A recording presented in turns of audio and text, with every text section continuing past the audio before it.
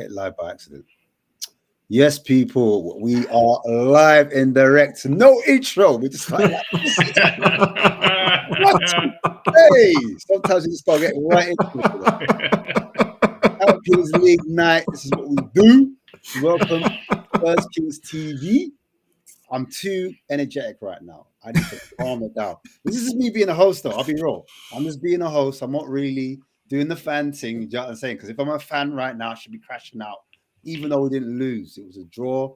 But it's the performances that aren't really too favorable. But there were other games too. Obviously, we had Newcastle play Champions League, and we're gonna get into that in the show. Arsenal obviously played. Thank goodness there's no Arsenal fans at the moment. God bless you. Do you know what I mean? But listen, look, I want to welcome my guests on. Mitch, how you doing, my bro? You good? Yeah, not too bad, bro. Not too bad at all. It's been a good week so far. I enjoy these midweeks. I hear it, man. I hear it. And also we have Toon Tactics TV, man. How you doing? Big up, Ash. Big up, Mitch. Always a privilege to be here. And like Mitch says, man, it's a lovely little midweek break and that, man. And sometimes, I don't know if the people in the chat do this, sometimes I go over the last previous videos, crash, look at the jokes. Olu's lucky he's not here because I had to remember her and I had to remember the her and I. And you know what? I replayed that scene again, and it's true. He really wanted to say Henri, and he lacked that conviction in the end. But Yoms, but you know he caught it. Yoms caught it. Yoms was like, "You wanted to say Henri, didn't you?" And Olu's like, "What's?" I love it though, isn't it? I love that. Got him. It's crazy. But yeah, guys, please make sure if you are watching us on the playback, you're hitting that like, that share, and subscribe. It does wonders for us to be seen. It's good to do YouTube, but also we like to be seen as creators, and we want our work to be appreciated too. But I'm gonna start with Tottenham, because obviously we just played, and rather than get my thoughts, I'm gonna ask Mitch what he thought or what you saw, and I'll fill in the gaps of what I thought of the game. But yeah, from what you saw, what did you make of the Spurs or Monaco versus Spurs game? Well, for a start, I thought Monaco looked decent. They did a few little tactical things that made it difficult Spurs to play. It's funny when you watch teams that play this system, they're similar to the Palace and the Man United one, and they actually make it work to a high level. It's interesting that it does actually work when it's coached properly. I like that. You have to bookmark that, You have to save that one. Yeah, we'll carry on. Yeah, but that's interesting. And turns up. I don't know. I'm just saying it's very interesting. We're back three, right? Oh. Yeah. Back three, two in front, one in the two little tens. It Max works, and that. Yeah. You can make it work if coached correctly. But that's the word. If that's the one. And also, just to add, can I just add, like, their coach hasn't been their manager for a long time. No. He's new in the job, bro. Hey, doesn't take 18 months, 2 years. You can turn it around quicker than that. Turn it around. Sometimes just turn the corner. Just script. I took it.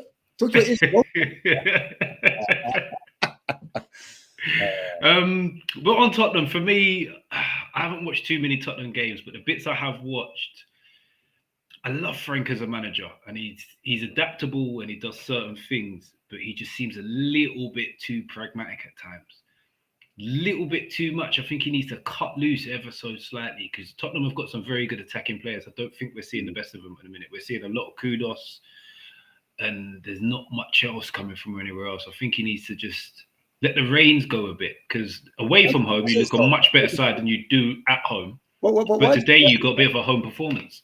Yeah, why do you think that is? Like, why do you think you've got these attacking players in? You've got Kudos, you do have Javi, of course, and then you've got other players that come on. Like, you got Imani came on in that second half.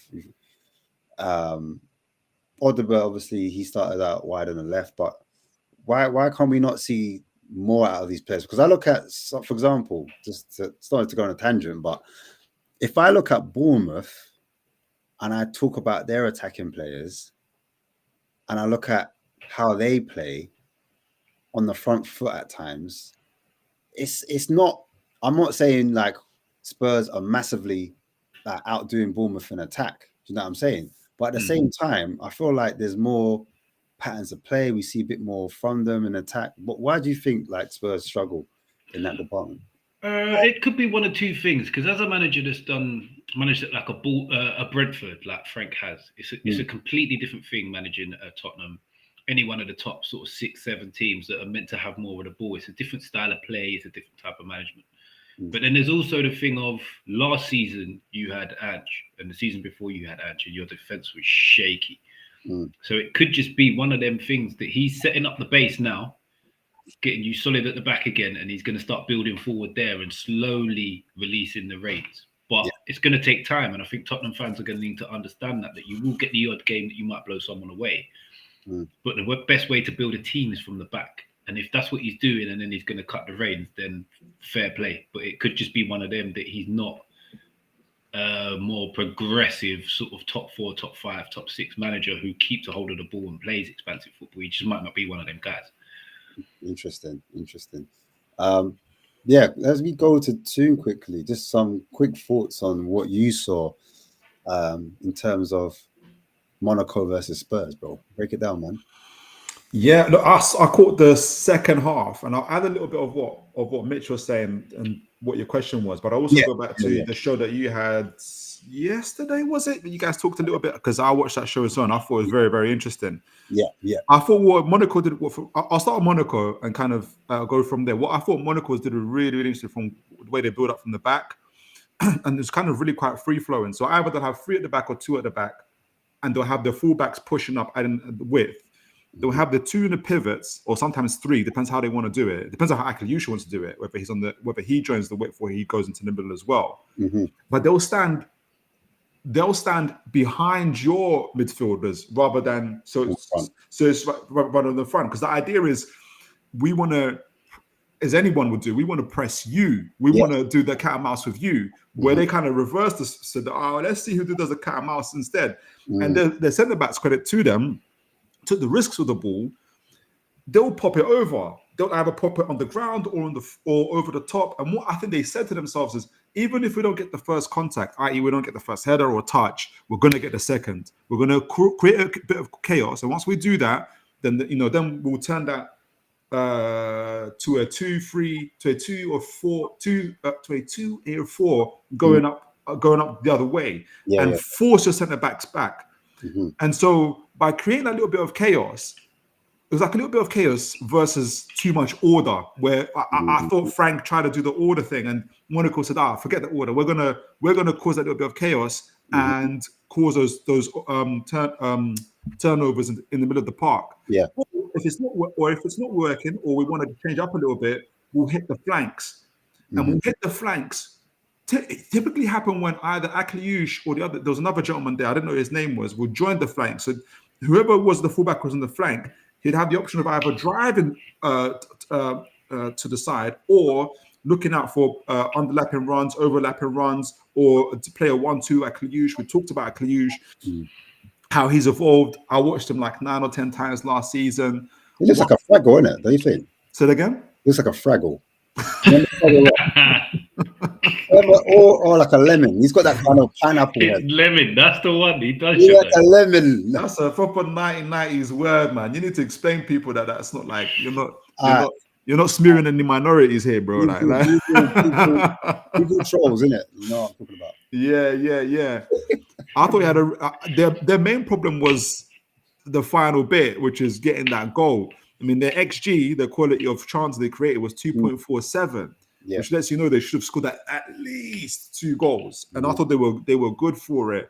I think for Tottenham, on the other end, and we're just speaking of what Mitch was saying and what you guys are saying, there was something, I don't know if you remember, Ash, if you remember from your show yesterday, you laid a context for the types of managers people have, like you can have, and how this team sets up. If you can remind us later on, but I remembered you said that. And because I was going to go back to it, but it's on the back of also what Mitch was saying in terms of like the structure and everything else, and whether it's Frank being too structured, and it's not, and it needs to let the reins off a little bit. Let the handbrake. But I was also thinking it's a bit of, for me, it's a little bit too early to see if it's a Frank thing or if it's a player thing. Because I was watching the game, I was thinking, are these guys hiding behind a structure? Like, okay, he's told us to be here. We're going to be here. We're unlikely to concede, or sometimes it's a bit of initiative. So I don't think Frank is telling Paulinho or Xavi or whatnot not to, for instance, drop up down and pick up the ball, or add an extra man in the forward line. I don't think he's screaming his head off saying, "What are you doing up there?" Like I don't think that's happening.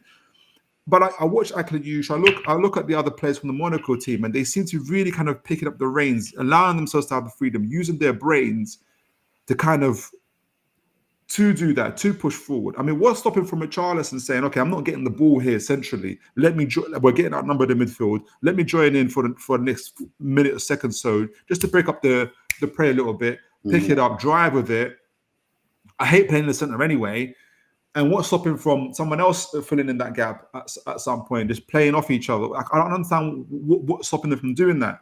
At the same time, going back to Mitchell's point, is sometimes, and as you guys will know, players reflect, like their behavior reflect how their manager set them up in the first place. Like, so if the manager says be disciplined, be structured, don't move out, we're not going to concede, they're going to play like that. They're not going to be like, spontaneous or individuals that they're going to play how they're set out. So I guess I'm just in two minds as to what it is. Is it Frank or is it the players? Is it Frank's system that's kind of restraining them, or are the players hiding behind the system and not expressing themselves to kind of do the extra bit that would help Tottenham be creative and get the goals on the other side? Because I think, just to finish it, your XG was 0.3 or something. Right. Yeah, so I think it was. If I had to lean on one slightly more, I would say I'd lean on Frank's tactics slightly more, only because they were finding ways to outnumber us in midfield. Somehow. Yeah. Like, how are they outnumbering us in midfield? But it's because of the things we've mentioned already. We've got Ansu Fati. He's no longer, he's no longer. Florian. Oh, Florian. Florian.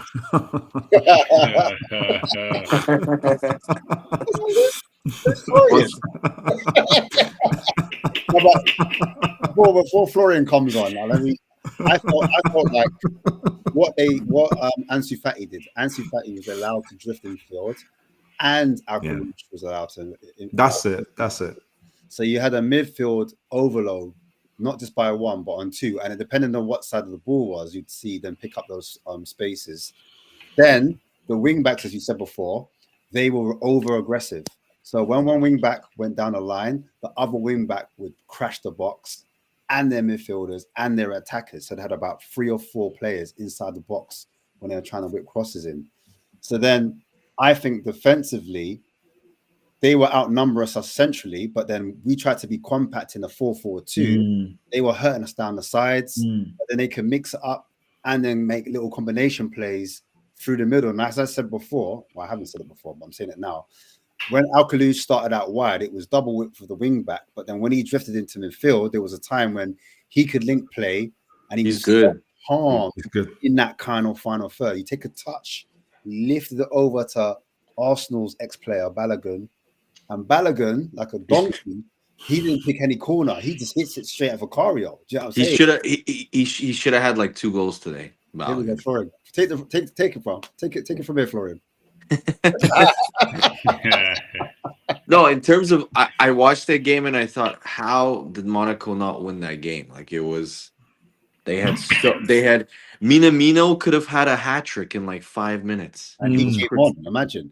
There's something. It was like came on and did more damage. The finishing from Monaco was shocking, but Vicario had his best performance, I think, in a long time. I think he's been suspect for, I would say, quite a while now. But I'm wondering, you as a Spurs fan, Ash, and I know Spurs fans always harp on about attractive football and stuff like this. The football is dire, man. I've watched a lot of your games. Just like, I know it's really early and you can't make. But I can't see any sort of identity, especially going forward. The only tactic you guys have is to play long ball down the line towards Kudus so he can hold up the ball and then from there he can like kind of build up the play. But I watched some of the players that I think Spurs fans. I don't know what you think about him, Ash, but I just every time I watch him, he's been so shit. All he does is run around and do absolutely nothing. And Bergval, that's all he does. He doesn't do anything. He just runs around, does cardio, loses the ball, doesn't create, doesn't score, isn't particularly physical, isn't like some sort of like tempo setter as a midfielder. And I just see players like Popstar on the bench.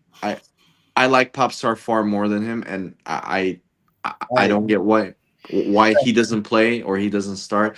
I thought had a mare today. He had a stinker. They all did, man. Like Simmons was terrible, man. Simmons also, when he came on, he was terrible. Those like 25 minutes, he was horrendous. But I don't know if the manager is like telling them to set up defensively first and then to maybe. But yeah, I'm really intrigued to see how Spurs fans, if this continues for let's say another 2-3 months. How long are they? Because they're already like this. No, because guys, can you imagine if under Conte or Mourinho they see Kudus coming off for Spence? Can you imagine the reaction then? Like another generational stinker. Yeah, Rod is crazy as well. By the way, we're so poor.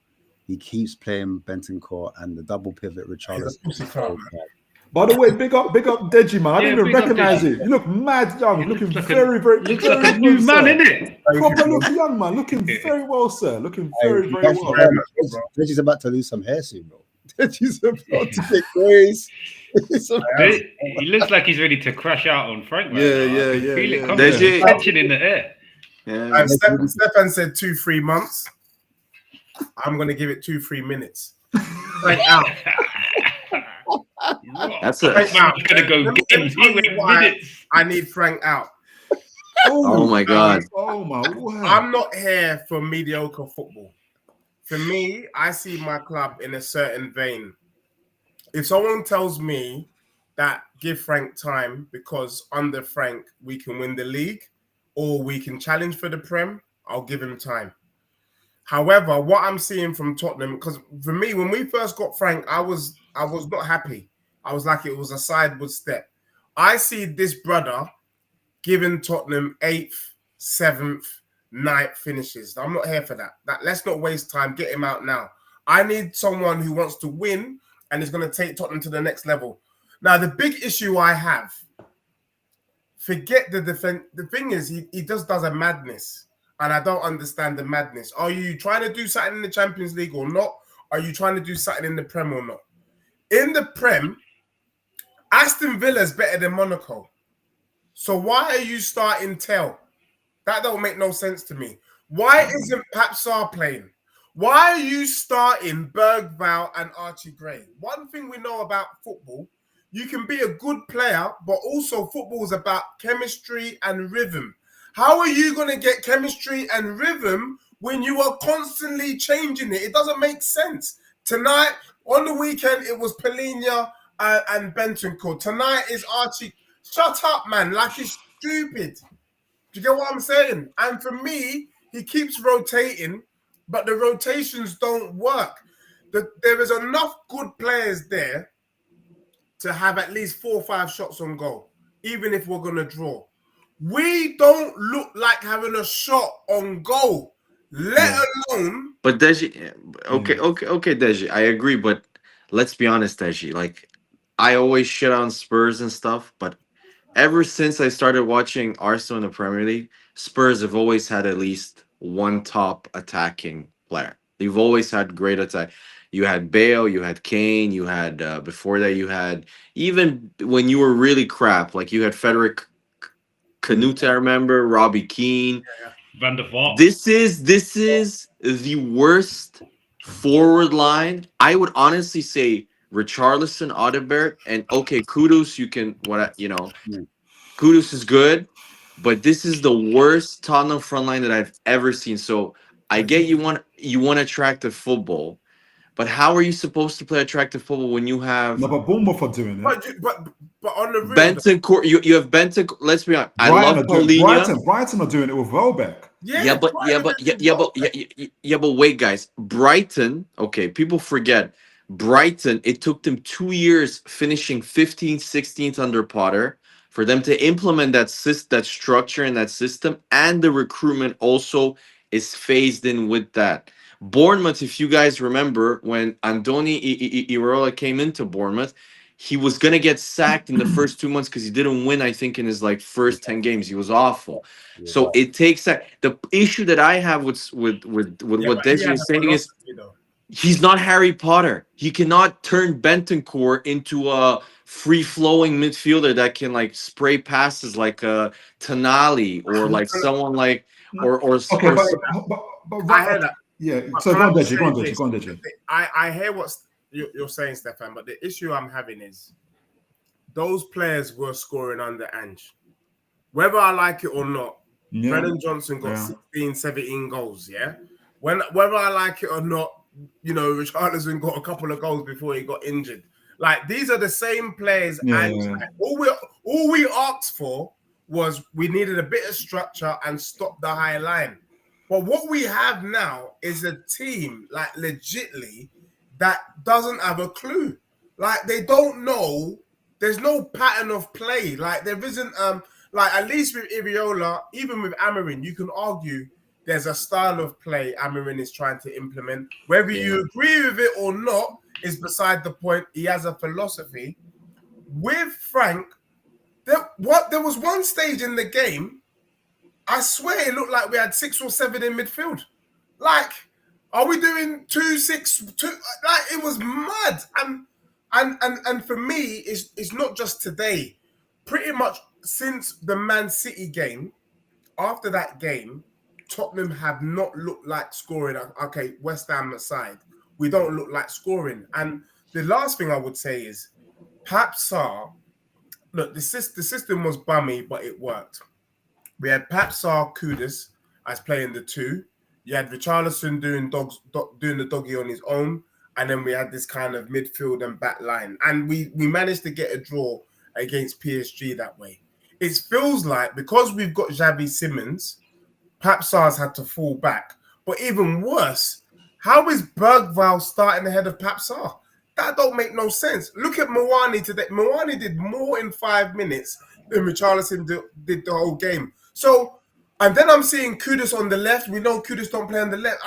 I would say all of Tottenham's dropping of points hasn't been down to the team or the players per se. I think it's been down to Frank and the way he set the team up, and also the personnel that he's picked for those games. It's just odd. Everyone that saw the team sheet today was like, "What is that?" But Deji, he needs to rotate, man. Van de Ven, you know this. If he continues, we know it's gonna be November, and his hamstrings are gonna rip. Everybody, leopards don't. Romero is already injured. I'm reading he's gonna be injured for at least. What did I read? For the next 3 games, Ash, is it for the Romero? He's already injured. Your injury-prone players. Audibert last season missed half of the season with injuries. He got injured. That doesn't look good. If it's a abdominal strain, that's a terrible injury. He's gonna be out for. He's not. It's not a small injury for sure. I'm looking at some of the players. Paulinho, the reason why Bayern Munich let him go, apart from his playing style maybe doesn't suit Bayern, is he was injury prone there also. So if he continues to play some of these injury prone players every 3 days, they will get injured. So I completely understand why you're confused about him playing Archie Gray at left back, him changing up some of the midfielders, but he has to, because right now you got if Van de Ven gets injured, Deji, you're screwed. You have no one. But I think what Deji was saying, I don't think it's wrong with the rotation, but I think what he's saying is that they're lacking chemistry. He can't. The first thing he was saying is he can't tell. Do you want the Premier League? Do you want the Champions League? Do you want the I think if Tottenham were playing better the Premier League, it's easier to stomach these performances in the Champions League.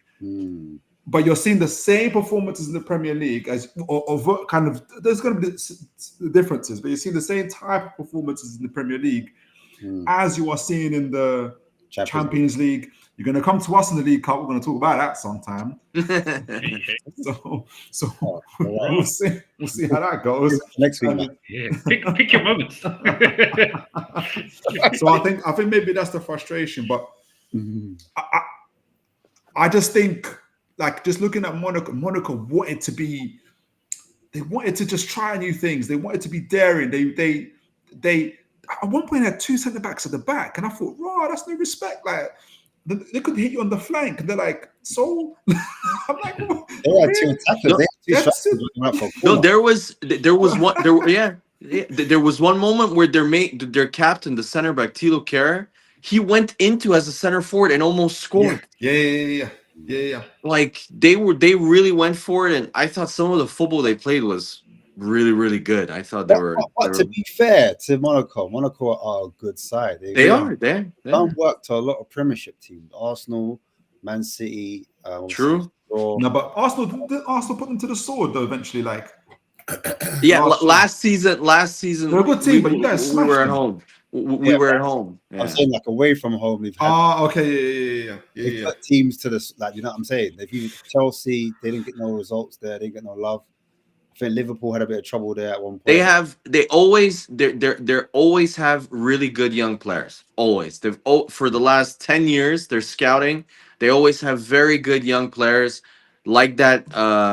That kid that we watched. I mean, he was really good, Akilush, but the 2 center mids really impressed me also. I think one of them, Koulibaly. Koulibaly was really good.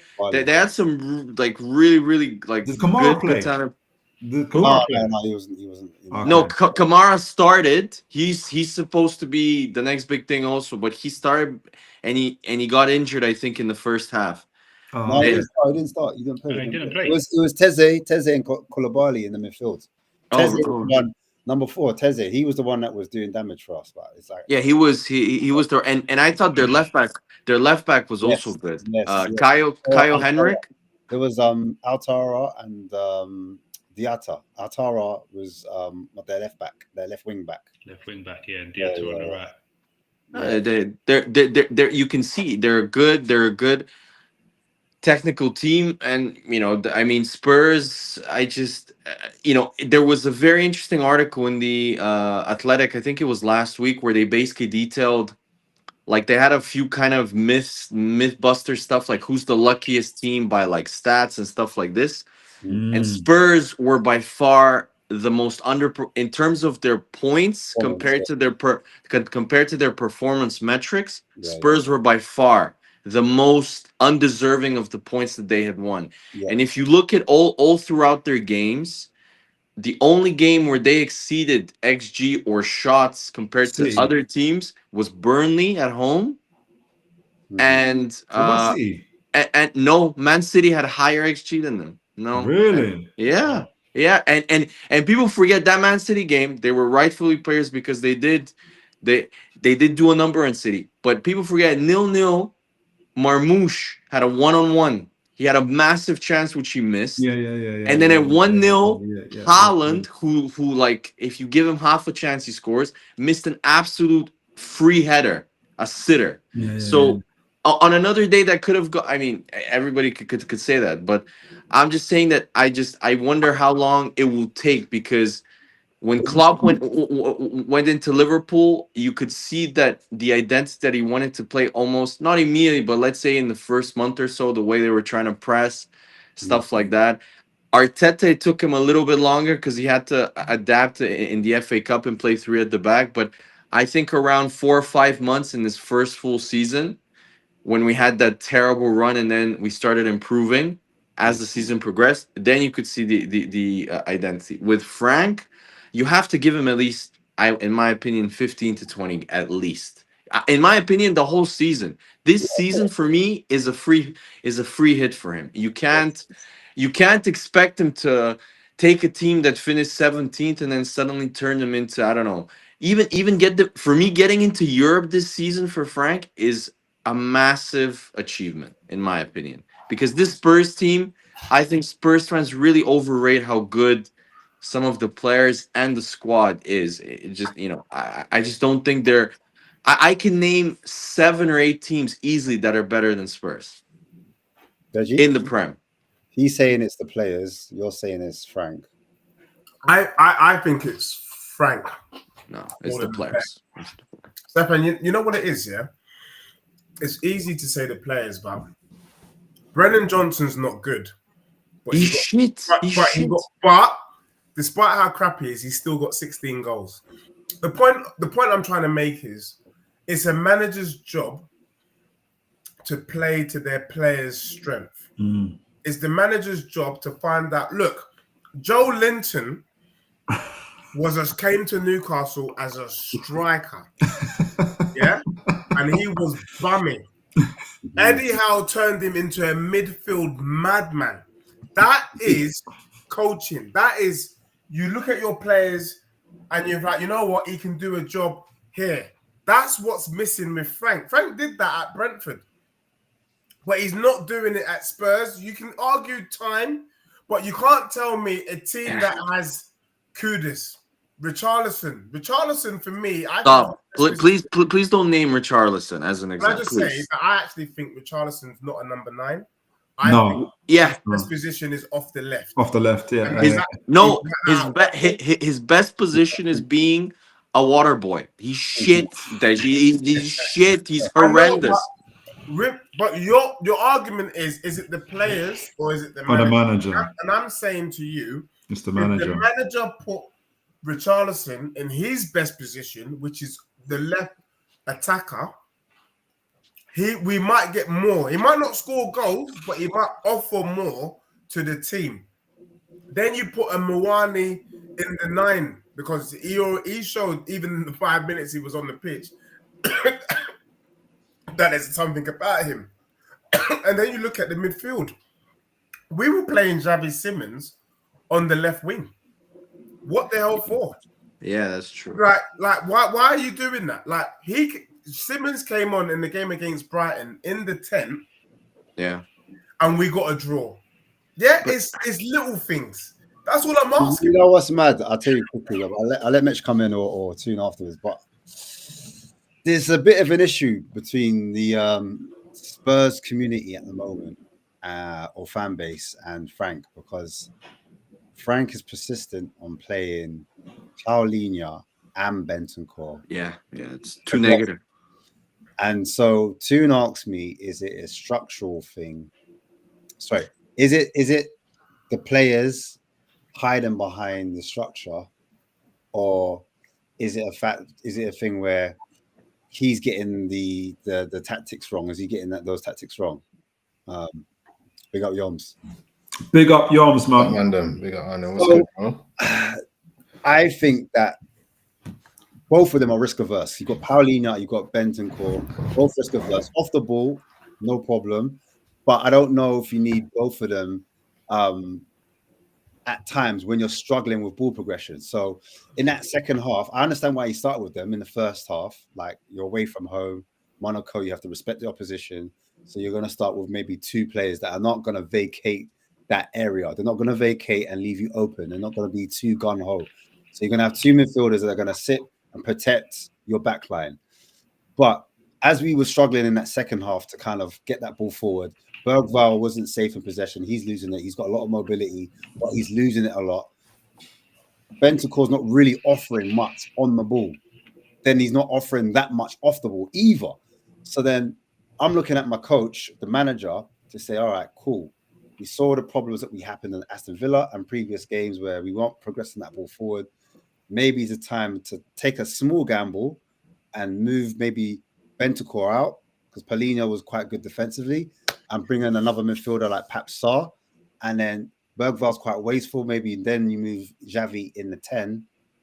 And then you give an instruction to Javi and say, look, even though we are going for it and you still want to be pragmatic, because he wants to be pragmatic, he can still say, drop off a little bit. I don't need you as high as you were against Villa. I want you to play more as a midfield 3. So there's 2 8s and a 6, if that makes sense. But I didn't quite see those small tweaks in game or. But that's just how I saw it. Do you know what I mean? And even the last point I'll make is, for me, there was times when Kudus was hugging that touchline and he lived out there. If we're struggling in midfield, sometimes I wouldn't mind if he drifted in, because I feel like he's a person, when that ball goes into Kudus, it sticks to him. When he's out wide and a player presses him, it forces him back and it forces him to pass backwards. When he's in the midfield or he's tucked in a little bit, it gives the defender, oh, shall I follow him or shall I stay out wide? It gives them something to think about. So that's a little flexibility in the tactic, and it gives room for Porro to maybe go on the outside and go up and down and then hit the crosses, because we weren't getting to the byline enough for me to hit crosses into the box to supply the forward line. I know Richarlison ain't that guy, but at least give him some service, or he might deflect off his head and then it might ricochet off someone else and it goes in the back of the net. Who knows? But I need to see more players hitting that byline and maybe the fullback going off.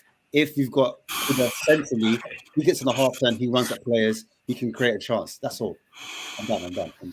What a difference a week makes. Hey. Look at him. He's fresh. He looks happy. You'll have to be quiet for a little while. This is Champions League conversations. Can we talk about it? I don't think he likes the Champions League talk. You know? No. He did an extra 20 minutes in the gym today because he know he ain't going to have a session this evening. So extra time at morning. That's the chicken shop. Just I'll have extra ribs. Yeah. But I've got enough credit in the bank to take me to next week, bro. I could take anything you man want to dash at, man. I'm just still. I still just can't believe it, bro. I know. I was hoping to. I don't know where they at. Yeah. Preach is normally about. Yeah, I'm saying, I can't see none of them, man. No. Where's? I just want to know because I'm worried. I'm gonna put out a missing persons report soon. Where is Gokes? Can somebody tell me where he is? Is he asleep somewhere? Is he hiding? I'm hearing Liverpool's certain big Liverpool content creators saying it's a transition. Yeah. It's not this year. It was only one transfer window. Yeah, we only broke the transfer record twice in one window. Yeah. He wasn't. That's what I'm saying. Verts wasn't really. It was only it's about 90 in the package deal, and I'm like, is it? No. I feel you, bro. I feel you. No. Sesko is shit. Gyökeres is shit. But give Florian Wirtz time. Give him time. He's gonna. We also lost players. Like we didn't. Like it's not the same team. It's not a cup-winning team. I hear that. So man can't say that though because nothing changed. It was the same. It was the same. It was all the same. It was just additions, bro. It's just additions, bro. Yeah. Ecosystem. No, additions, bro. Oh man, do you know the maddest I heard all week? The maddest I heard all week was when their manager come out and said, "Oh my god, it's because they changed tactics." Yeah, that was the best one. It's because we didn't play our striker. It's because we played on the low block and played long balls. Which actually, do you know what?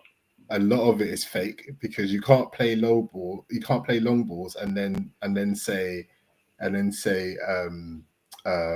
what's his name was good at running with the ball. Mount was Cunha was good at running with the ball, getting out of tight spaces. Pause.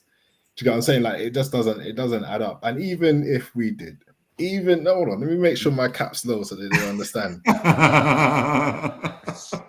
Because even if we did, how are you coming on TV to complain about that? You can't talk like that. Yeah, it's crazy. Do you know what I'm saying? That is full on Ten Hag. Are you Ten Hag in disguise? That's what I want to know. You have to keep Yums. The worst one was he then said, "Oh, such a good team with such good players playing long ball," and then they did a stat in which Man United played 91 long balls during the game, and his very honest Liverpool team, an amazing football Liverpool team, played 85 long balls. And the goal shouldn't have stood because Van Dijk decided to elbow someone in the head. Like, he didn't say that, Yums. he said, you got to understand, we are the most honest team ever. So if a person goes down clutching his head, it means he's literally dying. So you have to stop the game. But then he said, I'm not using it as an excuse, but I'm just gonna throw that in there. But I'm not using it as an excuse. Yeah. Scary talk. That's scary talk. That's Where not. is he actually? Where is Preach? Of course he's not here. Hey. I was hoping he was going to be here. I'll give Preach grace though. Like he's usually there for the. Yeah, he is. He is. Gokes. They're in the trenches right now. This is the first time I've seen this Liverpool in the trenches. Yeah. Preach is gone. Gone missing. I know they won today. I know they won today, but 4 L's in a row, losing at home to the deadest United team ever in like 30 years. Yeah, in a long time. And just having no answers. But like you say, it's all the same team. What was the quote? Before we were winning 2-1, now we're gonna be winning 4-1. No. And then he mentioned and then today it's so ironic. Today they won today against Frankfurt because of set pieces changed the game for them. 2 set pieces. It went to 2-1 and 3-1 with those 2 set pieces. Yeah. And he won the other game in Atletico Madrid because of a set piece. But he's gonna go on in a press conference and moan about how Arsenal have 60%. Everything is about set pieces now. We're not the type of team. I hate this guy. I hate this. He really pisses me off. He really pisses me off. Like, man, he is the same sore loser as his previous German predecessor who blamed strong wind. I remember for losing a game, the length of grass on the pitch once. I remember that. This thing about he's the same sore loser. I swear this thing about we're all old enough like watching football. I swear this thing about set pieces is the nerdiest thing I've ever heard in my life. Like this complaints about set pieces. I've never heard of it. Like I've grown up. Dude, it's only because Arsenal are good at it. If it was Liverpool, Jesus Christ, dude, they'd be doing documentaries on Amazon on Liverpool's way of doing set pieces. It would be like the biggest media hype of all time. You gotta understand, this is the Liverpool way of doing set pieces. I guarantee you, they're gonna even trademark the Liverpool set piece because because Arsenal are good at set pieces. You have Jamie Carragher going on to Sky and saying, football has become boring now. Everything is about set pieces. What? Yeah. That's so crazy. Just to say, go back to the Champions League. Like Newcastle, we scored all our goals from open play because that's just how we do things. Nick Pope, what a throw! Yeah. Did you see that? Throw? That was crazy. Did Waterboy score again? I've not seen any football today. He didn't score, but he was very much involved in the build-up play and everything else. Like he was doing his thing. This was crazy, bro. What's that? The assist from from Vormida. He didn't get an assist. He was the pass before the free assist, didn't it? The free assist. Yeah, well, the backflip. Yeah. For the Harvey second Harvey Barnes goal. Crazy. It's got to be mad still. They always use that one to say, slot when he doesn't have extra time to score a goal. By the way, he's getting today, even though they won against Frankfurt, Isak off with an injury after halftime, and Frimpong also. So the injuries are where's Preach with his you need to do training methods and injury management at Arsenal. Where are yours? Where are they now, Preach? And the final thing, which I enjoyed the most, I saw it at the end of the game. Salah stormed because he came on in the last 10 minutes, stormed off the pitch, didn't handshake with anybody, just stormed off. Beautiful. I heard he's got in his contract that he can't be subbed to something stupid like that. He's always people because he's a nice guy. People forget he's a massive diva. The moment he started getting subbed off by Klopp, he did the same bullshit. So I expect if he continues to sub him off like this or to put him on late in games, he's definitely gonna I don't know. Oh, so wait, he didn't start today? No, he was on the bench, and then he put him on. Can you imagine this diva? He put him on in the last 10 minutes. how pissed off he must have been. So everybody was celebrating. Yeah, paradise, bro. Go on, Caravan. Sorry. Yeah, sir. Everybody was like, the Liverpool team went to celebrate with the away fans, and he just stormed off. Just went down There's definitely problems. There's definitely. I love it. I love it, Yoms. I love it. I love it. Definitely troubling fact. You just cannot. I'm sorry. You cannot have that amount of attacking options, spend that amount of money, and be this terrible. They look awful. Like watching against United, I was watching that game, and nobody went in. Like obviously last weekend was like, yeah, it could get a draw, but nobody thought. Like if we got a point, people would have been like, rah, like they've got a point. Like nobody saw a win on the cards. I was watching that game thinking, how awful are this team? But it wasn't even just that they were awful. They had Gakpo was doing bits, fair play to him. But that was it. They had no ideas. Like they just. What are we saying? Is Liverpool what? Are you saying Liverpool are done? The thing is, I don't even think Liverpool are done because of the players. I think Liverpool are done because they've gone into this candy shop. They've bought all the sweets. Like, and they just don't know what to do with them. Like, they don't know what to do with all of these players that they've got. You say No. That's not that. That's no. Again. I said this in April. If Salah, the moment Salah's form, their whole form has. If you look at the actual charts in terms of their form, from March, from the League Cup final when they lost to Newcastle, their form has dipped. Ignore May because they had won the league, so they were pretty much drunk for the whole time. So that's fine. But if you look at March and April, and then you look at towards the start of the season, the thing that correlates, and I've always said this, and people said, Stefan, you just hate them. You're a hater. Yes, I hate Liverpool. I do. That's true. But that doesn't mean that I can't use facts to prove. That correlates with Salah's massive dip in form also. And this season, what has correlated with this Liverpool team that has lost 4 in a row prior to the Champions League game tonight? Salah has been shit this year. So they're either barely winning games, scraping games at the end of the at the end of normal time, or losing. Because last year, it's not that they were really good. They were the same team. It's just at 1-0 or 2-0 or let's say 0-0, even if a team was in the ascendancy against them, they were still conceding chances. The difference was that they would play one long ball to Salah, and he was so clinical that he would literally win games by himself, and the other teams would just lose steam because of how clinical he was. And now that isn't happening.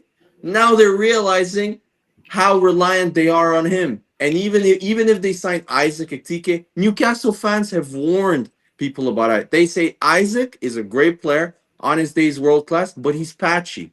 I read this everywhere from you. They say he has a great run of games for 10, 15 games, but then he disappears for 10 games where he scores 1 or 2 goals and he's not effective. And that's exactly what's happening. Not turned up all season though. Yeah, no, but he's not consistent. Do you know we're getting blamed for that? Do you know we're getting the blame for that? And people are letting it slide. I hate on these shows like this. Oh, the Newcastle lied. They said 150. They ended up paying 125. Why didn't you sell him in May? I'm like, are these people insane? Liverpool offered us 110 million in May or June. Like, does that mean Liverpool lied? Like, it's called negotiation. Like that's what it's called. If you want the player earlier, do what Man City do. They'll pay over the odds early in the summer window, get it over and done with, so they can embed their players. Just do that.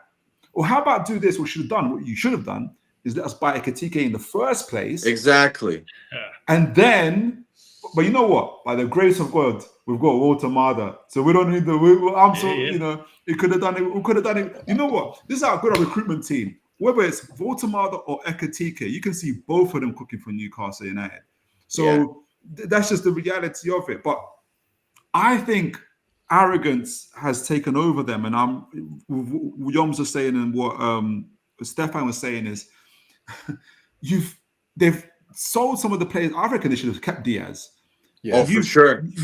You've sold Trent Alexander, who gives you that ability to play out from the back, And you've got a Frimpong, he doesn't do what Trent does. He goes the other way. He goes higher up, leaving that whole flank exposed. You didn't buy a number 6. A believer would have been incredible for you guys right now to cover those air spaces. Instead, if you've got a Wirtz, fine, you've got a Wirtz. You've got all these attacking players, but you've got all these gaps in the back now. You're going to score plenty of goals. It's going to be fun. It's going to be fireworks really watching you. But is it going to be you winning the league? I don't know. Like I feel like Slot's just like he's as you were saying, like I can't remember who was saying it, like Salah's performance has dipped. The system wasn't that great in the first. It really wasn't. In the if first you watch place. The games, it was really one guy that was really, really overperforming.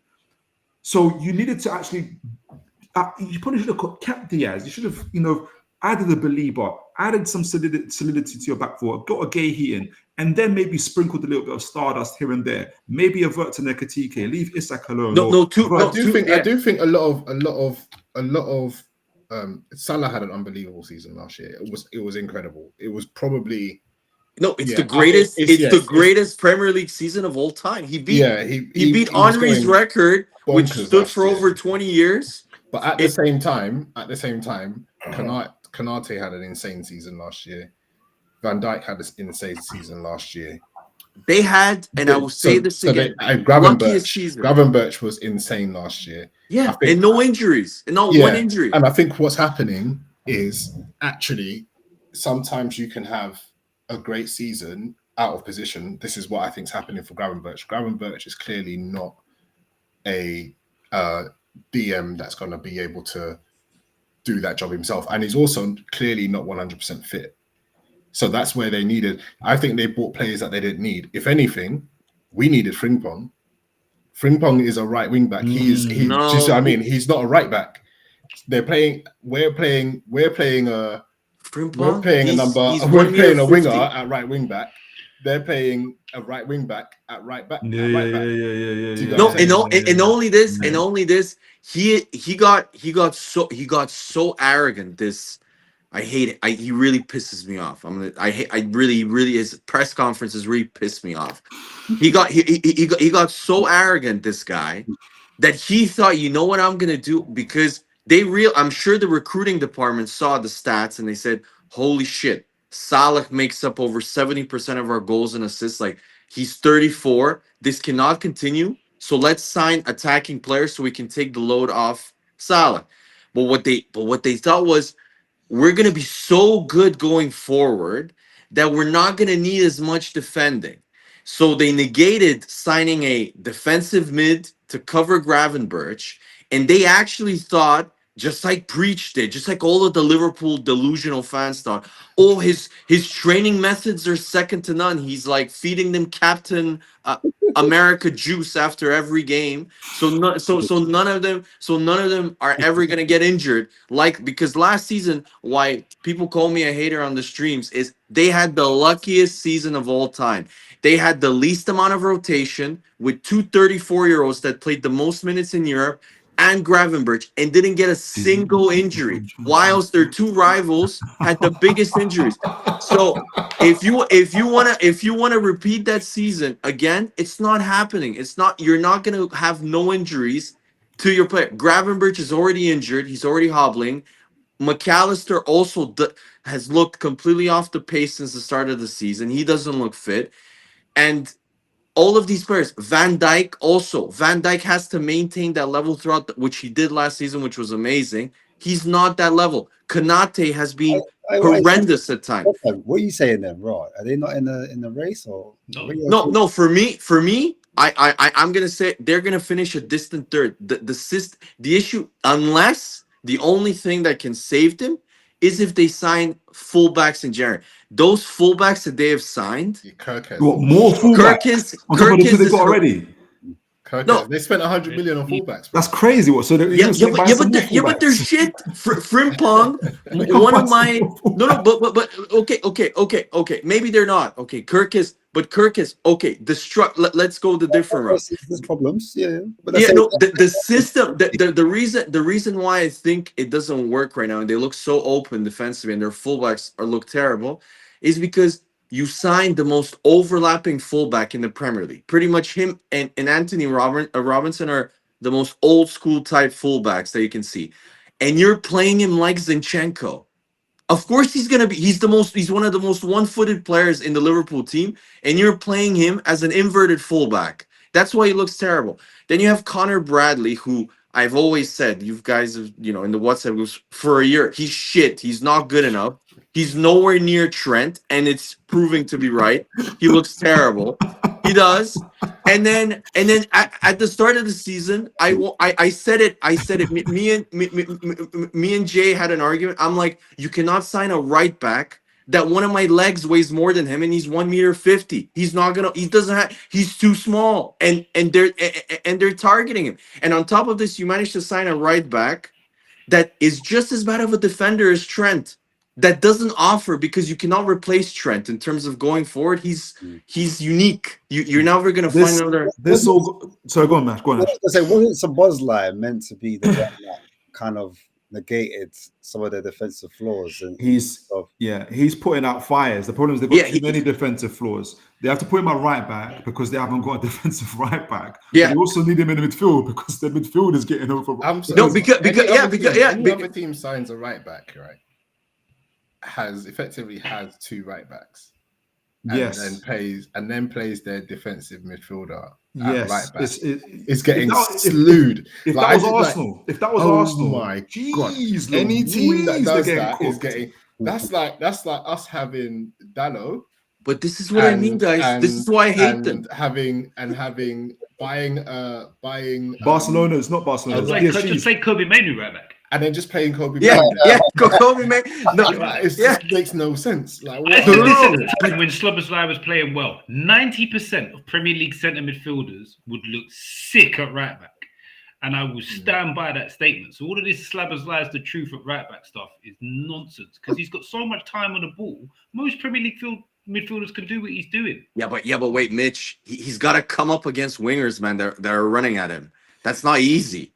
Yeah, but okay, you get the odd slow Premier League centre midfielder, but you match up a decent physical centre Premier League midfielder and put him at right back. He's going to look just as good as Szoboszlai. Yeah. No, 100%. He is 100%. No, Slot is. He got critiqued about this in. Can you imagine in Holland even? They called him two gun hole in Holland. Wow. Where they say they play football all out attack. Yeah, and by the way, I've watched out here. You're on heroin, bro. No. I'm two times now. I've seen, if you guys do a little snippet of when they're down, when it's 1-1 against Chelsea away, he was playing 4-2-4 away from home. Like, the structure of the whole system is a shit show. And against Man United, I think they showed one picture. I think it was a 2-1 in the 88th minute.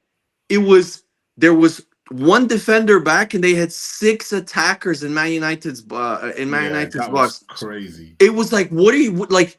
Okay, I get you want to attack and score, but this is what I mean. And he started smoking his own shit after winning the Premier League. He thinks he's everything he touches is gold. And this is on the stream. I've said in the groups, my hot take is he's gonna be sacked next year. I predicted mid-year he will be sacked. I think he got lucky. He took over a great team. He had the remnants of a Klopp team with 2 generational players. And I think you're seeing the more and more those remnants go away.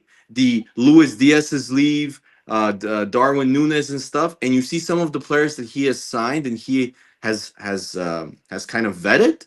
I think you see a situation where the squad is just, they're too, like, some of the defending from Liverpool, even in the Frankfurt game today in the first 20 minutes, was Ange-like and Spurs-like. And some of it was terrible. And even in the Man United game. So I'm done, guys. I'm going to go to bed on that note. Thank you. I was going to ask one thing before you leave, though. Before you leave. And I wanted to know that who should be dropped for Liverpool? Like, who should be dropped? Because the Salah, half of the squad, and like they won 4-5-1. You know what I'm saying? So who in your you can't drop Salah. You just can't. They did. He did. They did. Yes, he did. I know, but he did. He's been terrible. Who can you drop? But you can't drop. Do you know like Salah is in the Ronaldo Henry realm? Yeah, but then do you When drop the man comes- £130 million man or the £115 million? No, this is what I was saying about them in their candy shop. I don't know why they bought so many. They just went mad. Do you know the way there's a saying? Yeah, well, there's not a saying. I say it to myself, but it's a saying that I say to myself. Yeah, never go to a sweet shop when you're hungry. Yeah, you'll just buy bare shit, bare sugar, bare crap that you don't actually need, and then before you know it, you got a migraine because you've just been eating bare Haribos. Like these guys, they just needed to take a chill and say, actually, do you know what? Yeah, Ekatike is a good player. Do we need him? Like, yeah, like Isak is a good player. Do we actually need him? Like, do we actually need Wirtz? They did not need Wirtz. They needed. Like, why did they actually spend over 100 million on Wirtz? No. If you look at it objectively, Yoms, they needed Guehi far more than they needed Wirtz or the other one of the attackers that they signed, which was either Ektike or Isak. They needed one attacker for sure, but after they signed one of those, they needed Guehi far more. And you can see now. The thing is, it's not even like as if like they were United, right? Who we just needed everyone. Yeah, we still need players. We bought 4 players in the summer, and we still need another 4 players, right? We need to get rid of some players that we need midfielders. We need 2 midfielders. We need to get rid of our midfielders that we've got at the moment. Like you can clearly see there's still stuff to work on, right?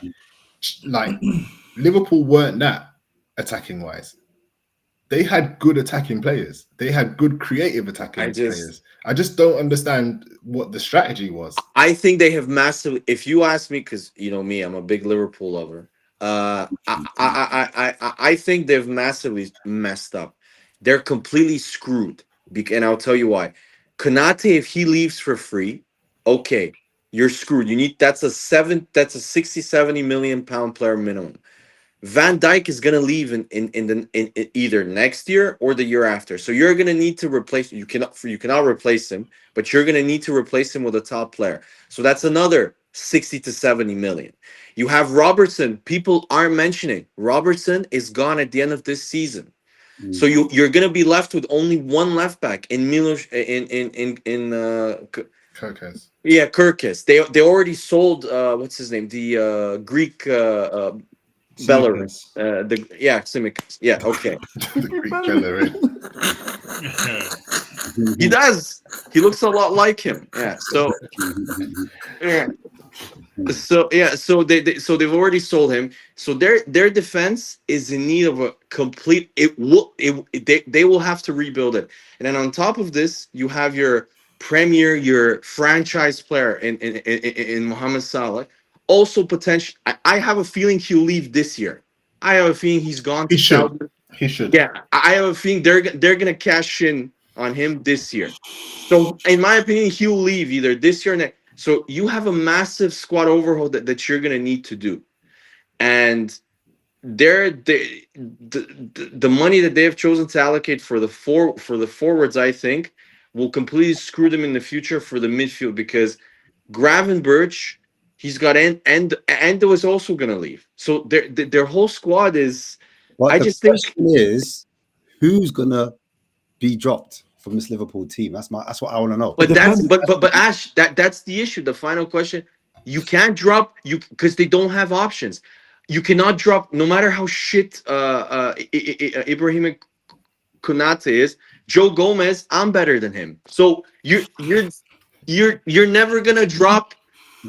Him for Joe Gomez, and then on top right now, who starts for you? Who starts for you for Liverpool in terms of the attacking line? The attacking. Yeah, talk about the attacking. In my opinion, the way I've watched Isak play, I'm playing Ektike in the middle. I'm playing Gakpo on the left, and on the right. I mean, he's not fit enough supposedly, but Salah's been terrible. I'm playing Chiesa on the right. Chiesa every time he comes on. He either scores the goal or makes an impact. You got to give him you can't just keep playing Salah. Didn't he? You can't just keep playing Salah. And the other thing that again, because he was so effective at what he was doing, the reason why Liverpool would concede chances is because Salah doesn't track back at all. And now, because of how open their system is, and they're much more vulnerable, and they're not as dominant as they were last season, that weakness or aspect of their structure of play is getting more and more exposed, in which Salah doesn't try back. He doesn't work hard as much as before, or press. So that's another issue that you have to address. I think this Liverpool squad, if you scrape past the first 11, it's not a very good squad. Endo wouldn't start for Sunderland. And he wouldn't. Granit Xhaka plays for Sunderland. So he wouldn't start there. And he's your backup to Gravenberch. That's terrible. Curtis Jones has one good game. People think, okay, he's gonna finally cement his place, at Liverpool as an academy player. And then they start him for 3 or 4, and he's crap. He's never been. He's kind. He's never, for 5 years. He's never cemented. He's never cemented this place. And then you have Szoboszlai, who is doing so well. He's been easily their best player. So he starts for me every game, and I would play him in midfield. Because the problem with Szoboszlai, what people identified was, if you don't play him in midfield, Gravenberch, no matter how Gokes tells me he's so silky and so good on the half turn, he's not very good off the ball. He gets overwhelmed off the ball. He's not funny, but Casemiro bossed up Szoboszlai. Yeah. On Sunday. He owned the midfield. Not that there was much, because I was watching that game, and sometimes I was thinking, there's actually nobody in the midfield. Like, it was the game. It was either everyone's in our box, and literally everyone, and they've only got Van Dijk back.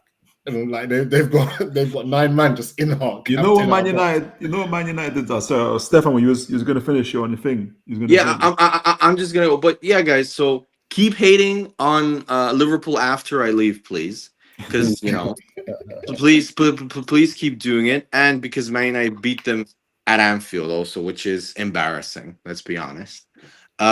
So.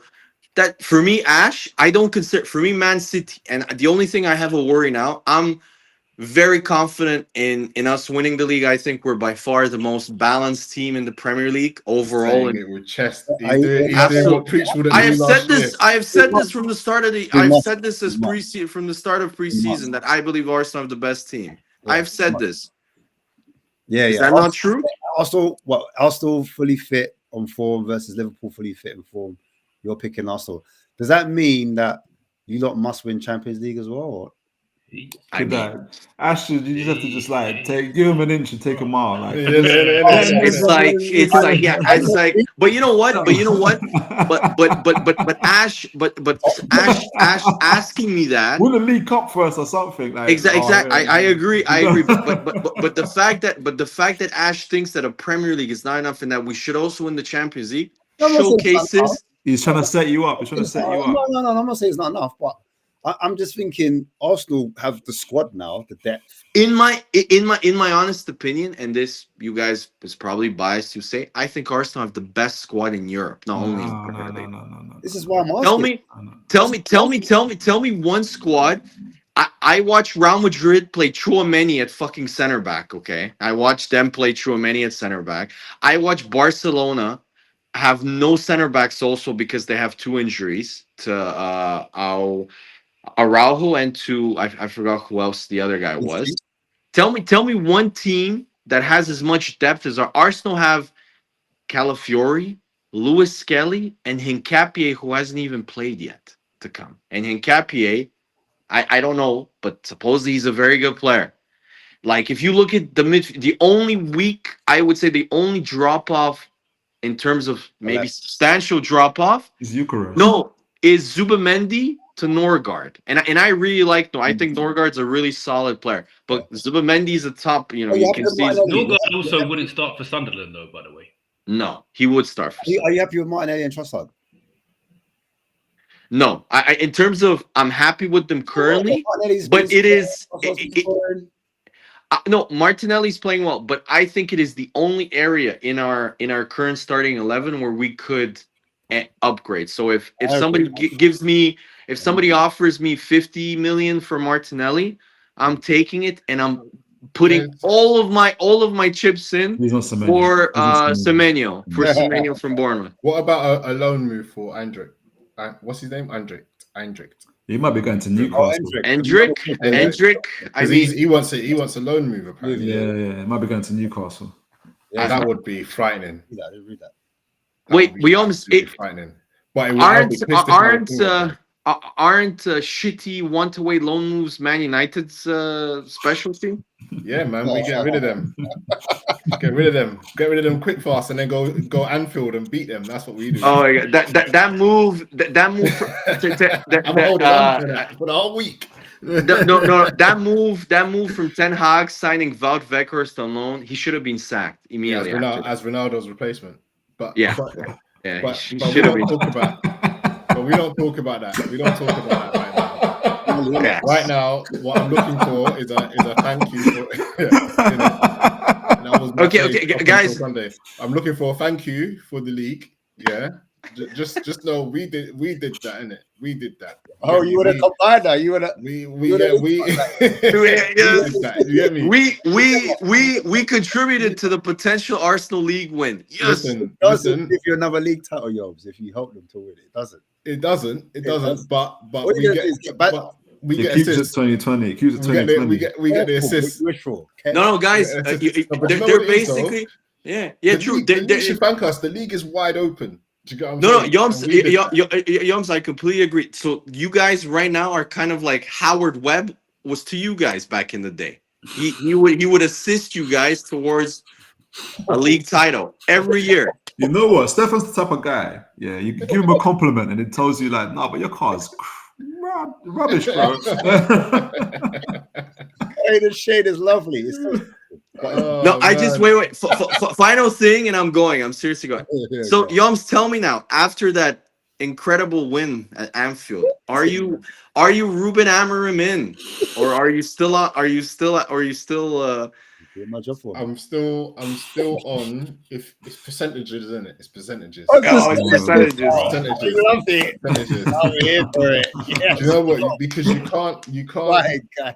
You can't act like. I think there's a bit of Kool-Aid. There's a bit of Kool-Aid, right? There's a bit of Kool-Aid. That drink. That's the Kool-Aid. And I think everyone, like the media feeds you the Kool-Aid. And you drink it, and you're like, you don't think you're drinking the Kool-Aid, but you're drinking the Kool-Aid. You know what I'm saying? That was the longest non-answer I've ever heard. Yeah. You're drinking the Kool-Aid. You don't even know. He himself. He's having conversations back and forth in his head. Ian. In honesty, Ian would be ashamed. Ian is still on the Amorim out. Right now, you have to give him, because this is what I was going to ask the panel actually, right? This is a question. Go. How many players does a manager have to buy before it's his team? I wouldn't say players. I wouldn't say players. I would say windows. I would say windows. He needs windows. Because I don't know if it's windows. I think it's players, because right now, Slot has bought 4 attackers, 2 wing backs, right? So 6. How many places he's bought? 6. Wait. Chiesa, TK, Wirtz, Isak. He didn't buy Chiesa. He did. That was his only signing last year. That was his first. Oh yeah. That was his only signing. Yeah. So that's 4, and then Kirkes, the Italian defender. And the Italian. So that's 7 players. And then Frimpong.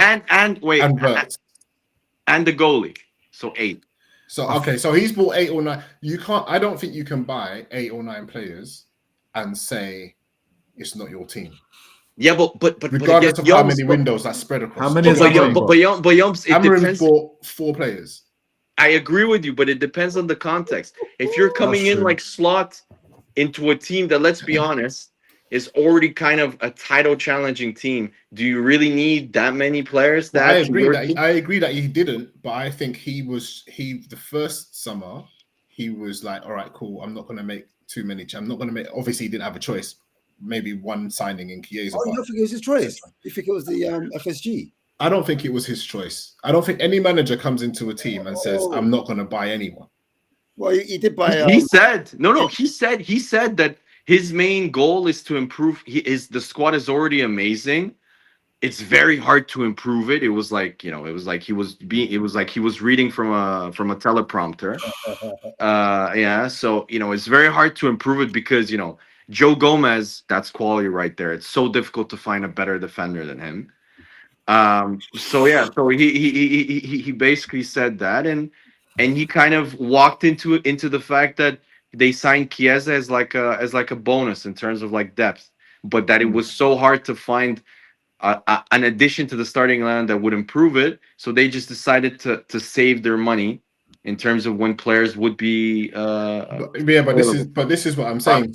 So I don't think that Slot can argue that Liverpool's not his team. I don't think there's any argument at the moment. You've got your left back that you brought in, your right back that you've brought in, you've got attackers that you've brought in, you've got a defender that you've brought in, you've got your team. Yeah. Whereas Amorim, the non-Kool-Aid Amorim is still saying to me, go on. We got a goalkeeper, which we needed. Mm-hmm. Looks decent, by the way. Impressive so far. Does look Not good. Not gonna jump out the window just yet because he's young. And he's bought a striker and we bought 2 10s. I mean, so 10s? You mean wingers? Well, yeah. Well, he plays them as 10s, right? He plays Cunha and Bono as 10s, yeah? I get it. So, I like, until a manager has the team that he has got his, right, these are my players now. Anybody who I don't want has gone, and anybody who I want is here. Are we seeing Amorim's team? Do you get what I'm saying? One window with 4 players. I don't know if you can say that. No, 2 windows. 2 windows. Let's be. He had 2 windows. Yeah, well, January. I'm not counting January. I'm counting. Wait. Has Amorim been backed? Panel. I think Amorim's been backed. He's been backed. He's been backed with what we can do. He's been backed with what we can do in the parameters of they're still getting money. Yeah, like he's been backed in the parameters of what we have in terms of financial fair play. He spent £200 million. Is that his team if he's been back then? I don't because you can be back if I've got 200 million to spend and I spend 200 million, I can't say I've not been backed. Could he have went out and spent another 80 million on a midfielder? Would he have wanted to? Absolutely. And I think that's the difference between Amorim and Slot. Slot's been given £500 million to spend in one window. Well, surely he's got some say who comes in and who doesn't. So I'm saying, priority-wise, all right, cool. I need an attacker, but I also need a midfielder. But he said, you know what? I need 3 attackers. Do you see what I'm trying to say? We did need 3 attackers. But they needed a whole new front line. But I would have said, look, I've got Bruno, who is a 10. Could I not play him in the 10? But I think games like buy 1 winger or 10 in Bruno, who's not a 10, he's a winger. Yeah, he's a pure winger. Do you know what I'm saying? Bring him I think the reason why he didn't do that is starting to show.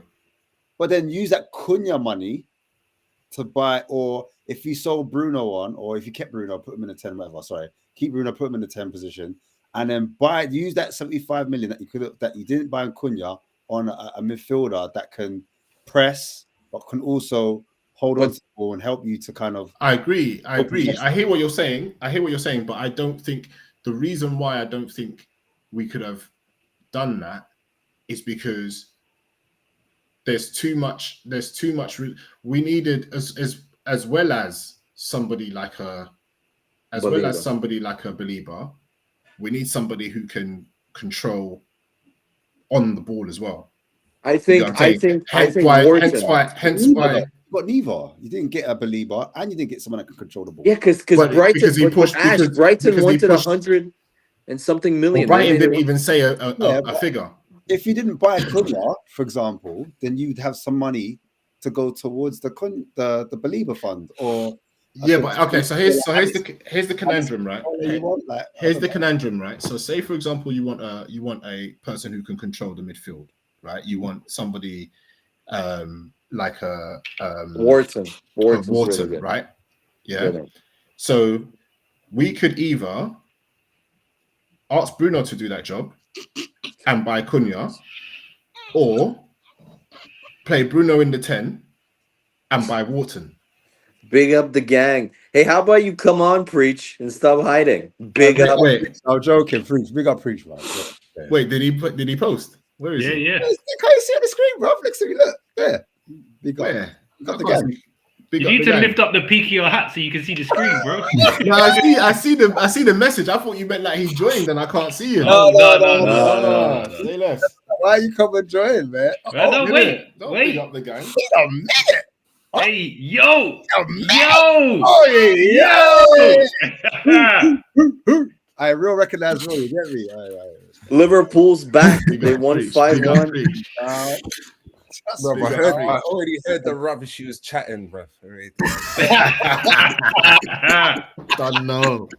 I'm going to bed. See, Preach, I've been on the stream for over an hour and you don't show up. I'm going to go to bed now, okay? I'm not going to listen to your bullshit about how Liverpool are going to be back and we've got championship mentality and all that bullshit. What do you mean back? Where did we go?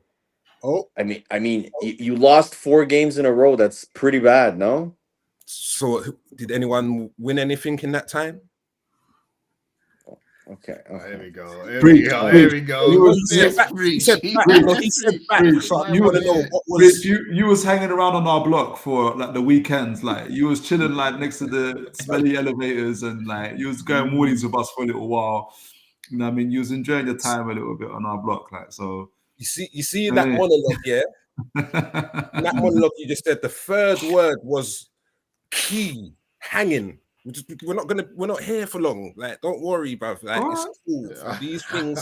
These things happen with champions.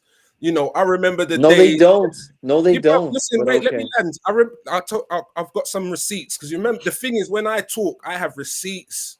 You lot talking, not you lot. Sorry, some of you talking.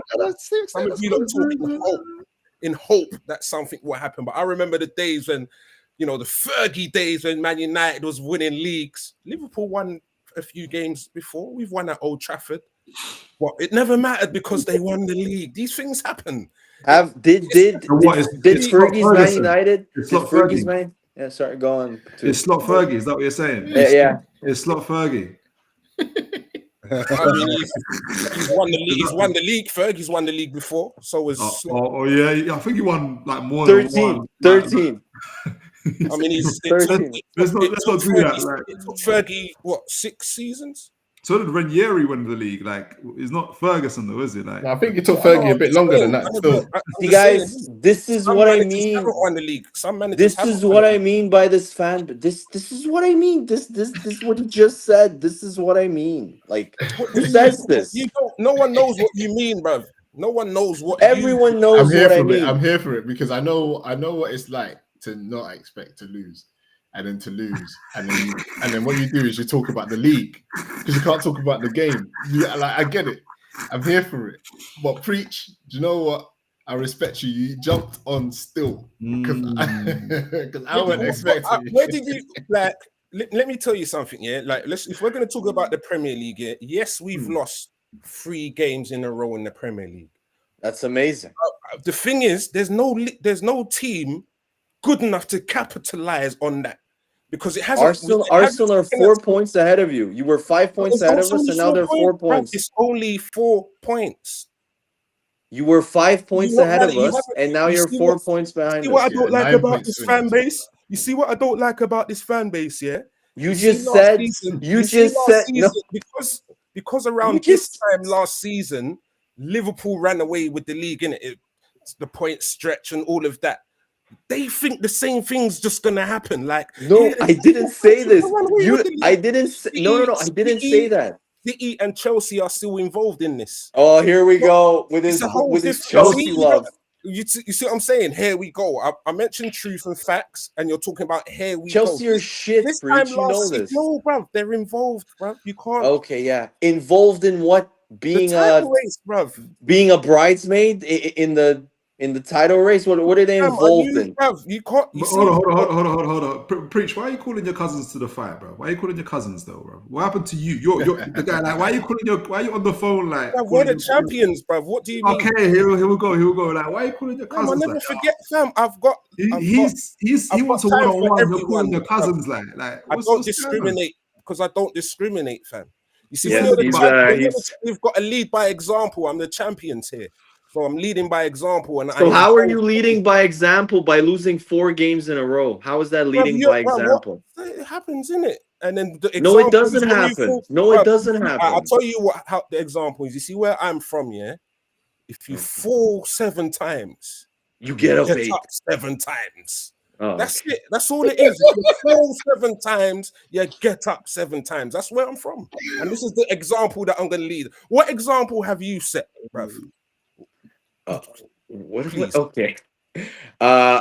Just wait. Give me 2 minutes so I can think of some like. No, I'm gonna be like you and think of some cheesy reference from the film. It's got nothing to do with me. Be you. Yes. So wait. So how? So preach. So preach. By losing 4 times in a row. How did you get up? Because you're supposed to, when you get up, that means that the next game you won or you responded to it. They just whooped Frankfurt though. To be fair though, like, that's true. Well done on playing Ange's the German Ange team. I've never seen a team defend worse than Frankfurt, but congrats on that win, Preach.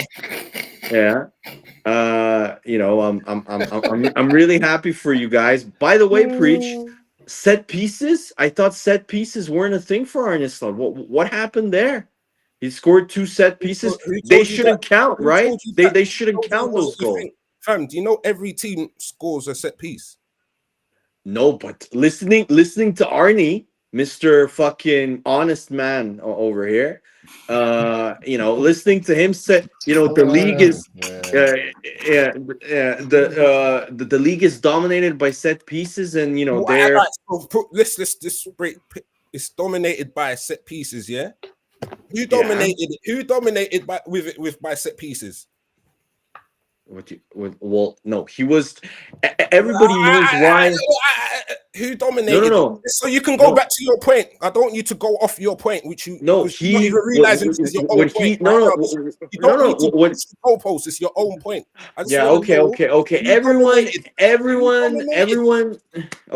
Everyone knows what he meant by that little dig. Bruv, it was a little dig towards Arsenal. Everyone knows what he meant by the whole conversation. Okay.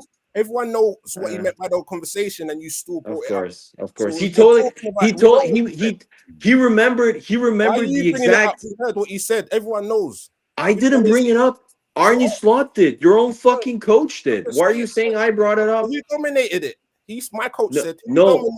Yes. It was. You know what, Preacher? Right. It was a complete coincidence. He remembered the exact stats of Arsenal's set pieces. Right. I never said it was a coincidence. I can't be right in that area. Stop arguing points that wasn't made. Who dominated the set pieces?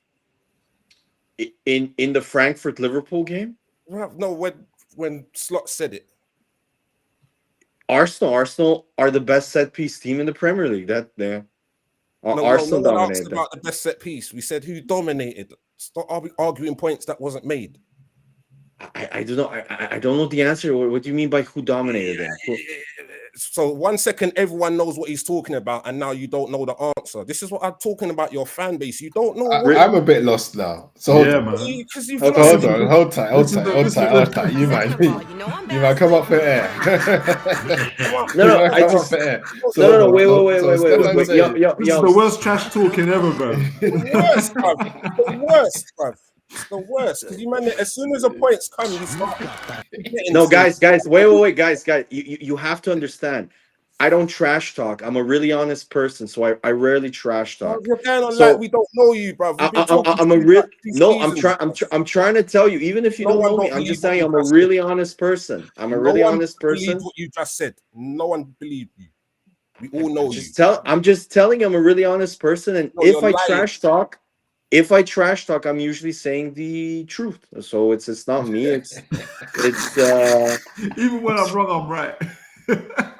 What was that quote in that 50 Cent film? Yeah, he goes, I'm never wrong. Yeah, he goes, when I'm right, I'm right, and if I'm not right, I'm still not wrong because I'm still right because I could have been wrong. Final thing to ask. Wait, preach. I just want to ask about, because Mr. Training Methods, Frimpong with a hamstring, Gravenberch ankle, and now I'm reading Isak came off with a groin issue. What's going on with your load management, preach? That's Isak though. That is Isak though. That's true. He's made a fucking Weetabix. Everybody knows this, but you know, preach. Yeah, but fam, we you know when we get injuries, Tell we me, still it's win different. things, bruv. It's Liverpool injuries. Make us equivalent to you. We're not equivalent to you, bruv. In our injury seasons, we won the League Cup. Your injury seasons was just second place and with complaints. Injury season, you won the League Cup. Really, that season that you collapsed at the end was an injury season. Yeah. That's what you considered an injury season. You know what? This trash talking is too early, man. I know it's no. I'm tired. I'm tired, preach. I'm not even tired. I'm just got receipts. Like everything I said actually happened.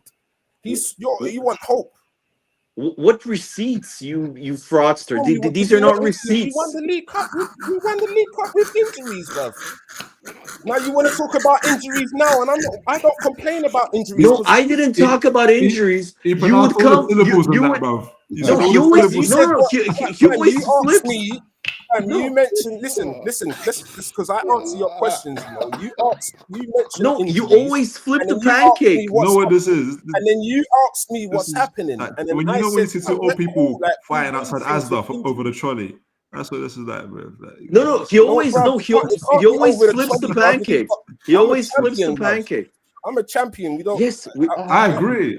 If I was an Arsenal fan, I would just keep it moving, man. You guys are doing too much, man. Just let it go, bro. Just let it go. Like 4 games. Yeah, we lost 4 games in a row. Cool. Like you ain't even. It's cool. It's cool. What have you really achieved in that time? What? Okay, that's your argument. No one's saying it's yours to lose. Is anyone saying no, it's yours to lose? That's what I think the balance is. Arsenal haven't won the league, but at the same time, you can't really say though. Preach like everything's all good. Like we're still injuries or no injuries, we're still going to do it. Like, it's not. When I said everything's all good, I said that I'm not worried. We win things when it's. That's happened. That's actually happened. When you say even with injuries, we're going to win things. That's the same as saying it's all good. Like, right? But that's not true, by the way. It's not bad.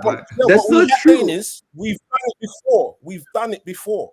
No, you haven't. But the thing is, do you know why it's a point? Like the reason why,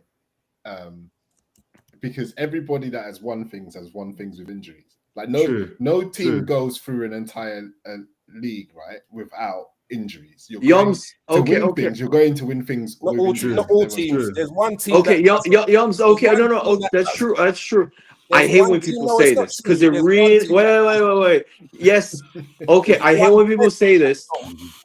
Preach. Can you let me finish? Because it's okay. But Yums is right. Yeah, maybe injuries back in the day when you guys were a great team to Luke fucking Chadwick and shit players like that. But tell me. But tell me one big cup or one league title that you won without Roy Keane for the whole season or half of the season, or without Paul Scholes for half of the season. Come on, Jan. I think no. I'll be real. Yeah. When you're winning titles, I think the injury thing that's leveled at Arsenal, right? And this is me trying to be as purely unbiased as possible. The injury thing that's objective. That's the word. The injury thing that's leveled at Arsenal is because you guys were in pole position to win a league, had an injury to Saliba. Was it Saliba? It was Saliba. Yeah. And then Arsenal fans said that that's the reason we didn't win the league is because of that injury to Saliba, right? Yeah. So I think that's why the injury thing gets leveled at Arsenal because you shouldn't go through a season being in pole position, lose one defender, and that be the reason. Okay, I completely agree with you. But we lost the only player, probably the only player in that team apart from Thomas Partey also. that had a horrendous. I wouldn't even call him a backup. Like Rob Holding, from Saliba to Rob Holding, it's like going from caviar to shit. So it's not like it's literally there's but no. That's why. But okay. Said squads win leagues, isn't it? Yes. Okay. And saying? you're right. Yeah, and you're right. But you're right. The deepest squad, Man City. Every team has an indispensable player or a couple. The deepest squad, Man City, lost one player, Rodri. What happened to them last season, Yums? Yeah, I mean, they also didn't have the right squad to win the league. That's what happens. Yeah, so when Rodri plays, they win, right? When Rodri doesn't play, I mean, Rodri had a crazy stat where they didn't lose. With him in the team, they went on some crazy winning streak, right? So I get it what you're saying in terms of when the drop off is a big drop off. Okay. The drop off just wasn't one player though. Let's not pretend. But Rod literally the moment he got the ACL. Yeah, but it wasn't just Rodri. Can we just make? Yeah, we already been through this with them as well. Yes, but ADB completely fell off a cliff. It wasn't just Rodri going.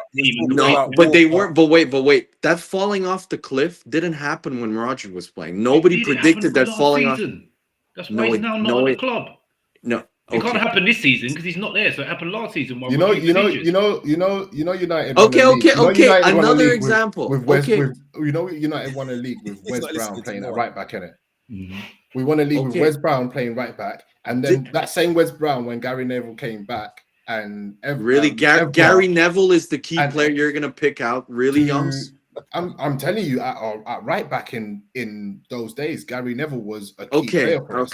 Okay. He was. That's just facts. And then when Evra got injured, that same Wes Brown had to play left back.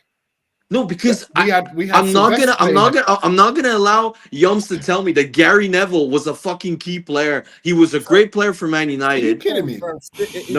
Wait. Was Gary Neville the same level in terms of importance to the Man United team winning in those years, like a Roy Keane, like a Paul Scholes? Like who are your strikers? Don't do this, man. I'm hearing this. This you're better than this, Stefan. I'm hearing a lot of modern fans talking like this. It pisses because okay. Let me ask you a question, Stefan. Yeah, that title winning or that great Arsenal team with yeah. Who was your left back? Ashley Cole. Who was your right back? Lauren. Right. So you had Lauren playing at right back, yeah? Yeah. Right. Great player. Brilliant player. Was Lauren as important as Henry? No chance. No, of course not. Exactly. But was he important? He was important, but I'm gonna tell you this. Wait. Was important. But wait. He might not have been as important as Bloody. But wait. I'm gonna wait. I'll answer you. I'm getting what you're referring to. Yes, but here's the difference in what I mean. If Henry gets an ACL and is out for that season, Arsenal don't win the league, nor do they finish invincible. I guarantee it. So what you're comparing Saliba to Henry in terms of the level of importance. I'm comparing the importance of the player. Henry was the best player on the Invincibles team. If Henry or Vieira got injured for a prolonged period of time, and again, the perfect example, you pick the Invincibles. Robert Perez was injured that year for 7 months. He was out for. Robert Perez was one of our best players in terms of attackers wise. But that's. But Robert Perez was not. But Robert Perez was not. You're making my argument for me. No, I'm not. What I'm saying is, I'm making my. What you're saying is that Saliba was the equivalent of an Henry in terms of importance to the team. For that team in terms of winning the league, yes. Simple. But how can you say this when the fellow on the right of you, when they won the league the year after, when Van Dijk got an ACL, what happened to Liverpool, Yoms? Did they suddenly charge on for another title, or did they go to complete shit? But that's because they don't have the squad to win the league. That's what we're talking about here. Okay. So you're telling me if they had a good. I mean, you can't. First of all, you can't have a defender as good as you're not gonna find another defender as good as Van Dijk or as good as the players on. But Stefan, we started when I jumped on, not when you started. When I jumped on, you was talking about squad depth with Arsenal, yeah. Yeah. All right, cool. So the reason you didn't win the league when Saliba got injured was not because one player got injured. Because their squad depth in that specific position was horrendous. Your squad depth was horrendous, right? But so the drop off was huge. True. Yes. Yeah, so what I'm saying is, and that's bad luck, because if you look at the history of Premier League champions, there's not one Premier League championship team that has won the league without their best players staying fit for most of the season, Yums. For most, or if not all of the season. If you look at so I understand what you're saying, but what you're saying at the same time, when they have his fit, they win things. You didn't win things. You didn't win things without your best players. Squads win. We was leagues. Winning things. It's that simple. Squads win leagues. If you have a player that's injured, you should have a player that is. But the drop off isn't huge. So what you're not understanding, what I'm saying is, you guys are saying, "Oh, we didn't win the league because Saliba got injured." No, what you didn't win the league because our squad wasn't good enough. Squad wasn't good enough to win. Okay, yes, but you also, as another little bit of, you also need a little bit of luck. West Ham during a league run, because their squad ain't good enough as well. It's simple as, fam. You're trying to make excuses. You need I'm not. It's not. It's very yes. But every single team in in the Premier League has a weakness in terms. So, for example, Liverpool. If Salah gets injured, they don't have a bona fide right winger. They have Chiesa, who's not a particular, he's not a right winger per se. He's more of a left winger. So they have, if Gravenberch gets injured, they have Endo, where the drop off is significant. For Man City, if Haaland gets injured, they're completely screwed. They don't have another striker there. So there are certain positions which every team has a weakness, so that's what I mean by when you need, in order for you to win the league, you need a little bit of luck also, in which you hope that your most indispensable, and by key players, I mean not necessarily your best players, but the players that, let's say, that don't have depth in that position. So, for example, back when Arsenal were challenging in 2002 and 2003, Saliba was a key player because, one, he was one of our best players, and two, the depth, as you said, was not good enough. So that's what I meant. And if you don't keep your key player, can I ask you something? Saliba was a key player to what? Because you didn't win. Winning the league. I'm just saying, you didn't win. Yeah, we didn't win the league because Owen was a key player for West Ham. I get what you're saying. Yeah, we see when you talk about yourself, you try to do this leveling thing. Yeah, but you don't win anything. When your team was fit, you didn't win anything. The United teams that we was just talking about, when they was fit, they won things as well. You don't win. You wasn't expected to win something. That season. Okay. If we're talking about expectations, then by that logic, Arsenal that year that you said that Saliba got injured, they weren't even expected. Some even predicted us not to get into the top 4 that year. So by that logic, Arsenal not winning the league isn't a big deal then, because if by saying they weren't expected to win, so then which one is it? The year after that, where we actually stayed fit, we won 15 of the last 17 games. Man City won 16. Man City won 16. Credit to them. They deserve to win the league. I have no qualms or excuses about that season whatsoever.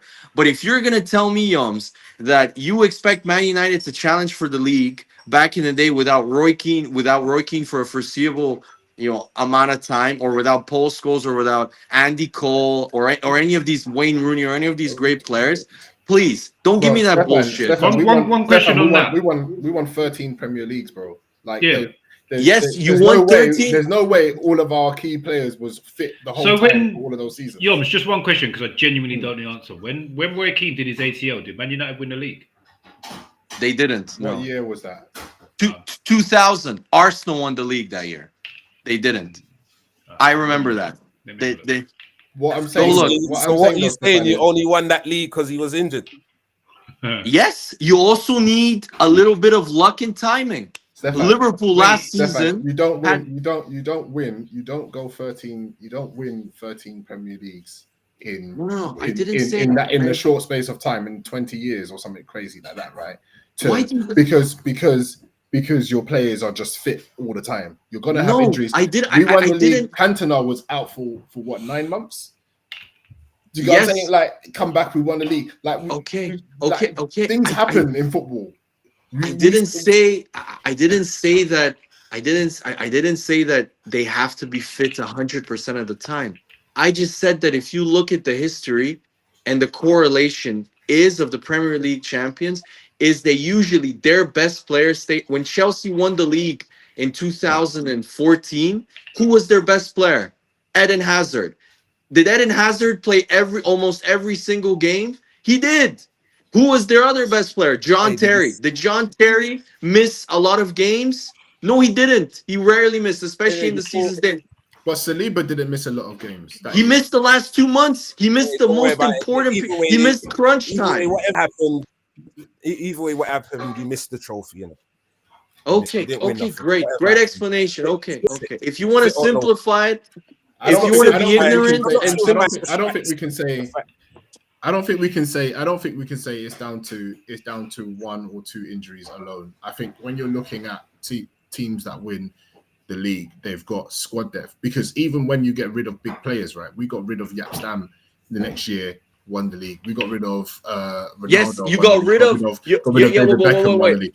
But you got wait, Hums, again, context. Wait, context. You got rid of Jaap Stam, and who did you fucking sign, Yums? You signed Rio Ferdinand.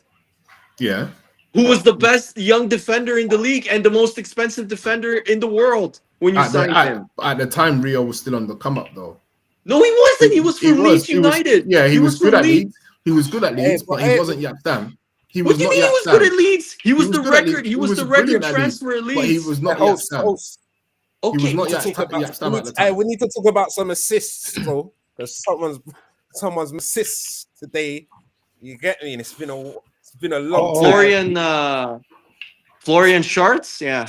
Well done to him. 160 million. Listen, we're gonna ignore the hate. We're gonna ignore the hate right now. You get me? It's all about guys. I'm going to bed. Good night.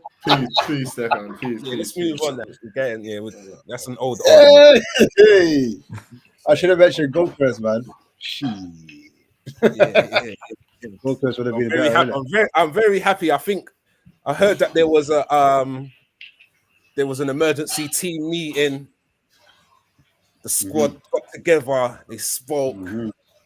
So this is why there's a bit more of a smile, because I feel like I don't know, there was a conversation or something like that. But I'm happy because my worry was you're just gonna be that stubborn guy, and he's always said that he's. Are you happy then with Salah not being starting? I'm not. I'm gonna be honest here, and I don't really say it much here, but I think Salah's grieving still. He needs some healing. But he's a grown man in it, and if he says he can play, then you say you can play. I don't know. I didn't watch the game, but apparently this is from Stefan, so I don't know how true it is. But he said Salah came on for 10 minutes, and then after the 10 minutes, he kind of went off, didn't shake no hands, kind of did the diva thing, and then walked out of the out. Yeah, there was quite a lot of tweets and that saying that he just went straight into the tunnel. So okay. Well, I think sometimes a lot. You know what? Not that I'm making excuses for Salah, but I think sometimes, for example, someone leveled that at Ronaldo, innit? There was a time where we lost, I think, and he just ran straight down the pitch. But his training regime is that after a game, straight into ice bath. Okay. Do you get what I'm saying? So I guess you got to look at the player's demeanor. I've not seen it, but you got to look at his demeanor and see, was it a stroppy, I'm out of here? What do you think, Preach? What do you think? Most likely stroppy though. Most likely stroppy. He does do that. He done it against Chelsea. I think when Klopp subbed him the first game, he didn't get the goal. And then you got the Mane thing popping up as well. You get me? The Mane beef with Salah, and then the pattern is that he basically don't want to pass unless he's scored. So once he's scored, that's when he's cool with the passing kind of thing, innit? So where are you? How do people know this though? Like, who's Salah told that? I don't know what. It's crazy. Like, is he telling his wife that in bed? Like, you know what, babe? I don't even want to pass. He told Trent one time, and then Trent kind of yeah, like who's showing this to the media? That way? I don't know, innit?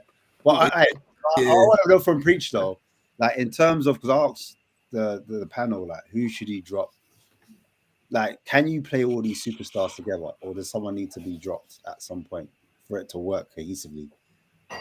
Stefan dropped everybody, by the way. He dropped Isak, Salah, and Verts. Yeah, I didn't want to say at the time because it would have been another mad 20-minute tangent, so I just left it where it was. No.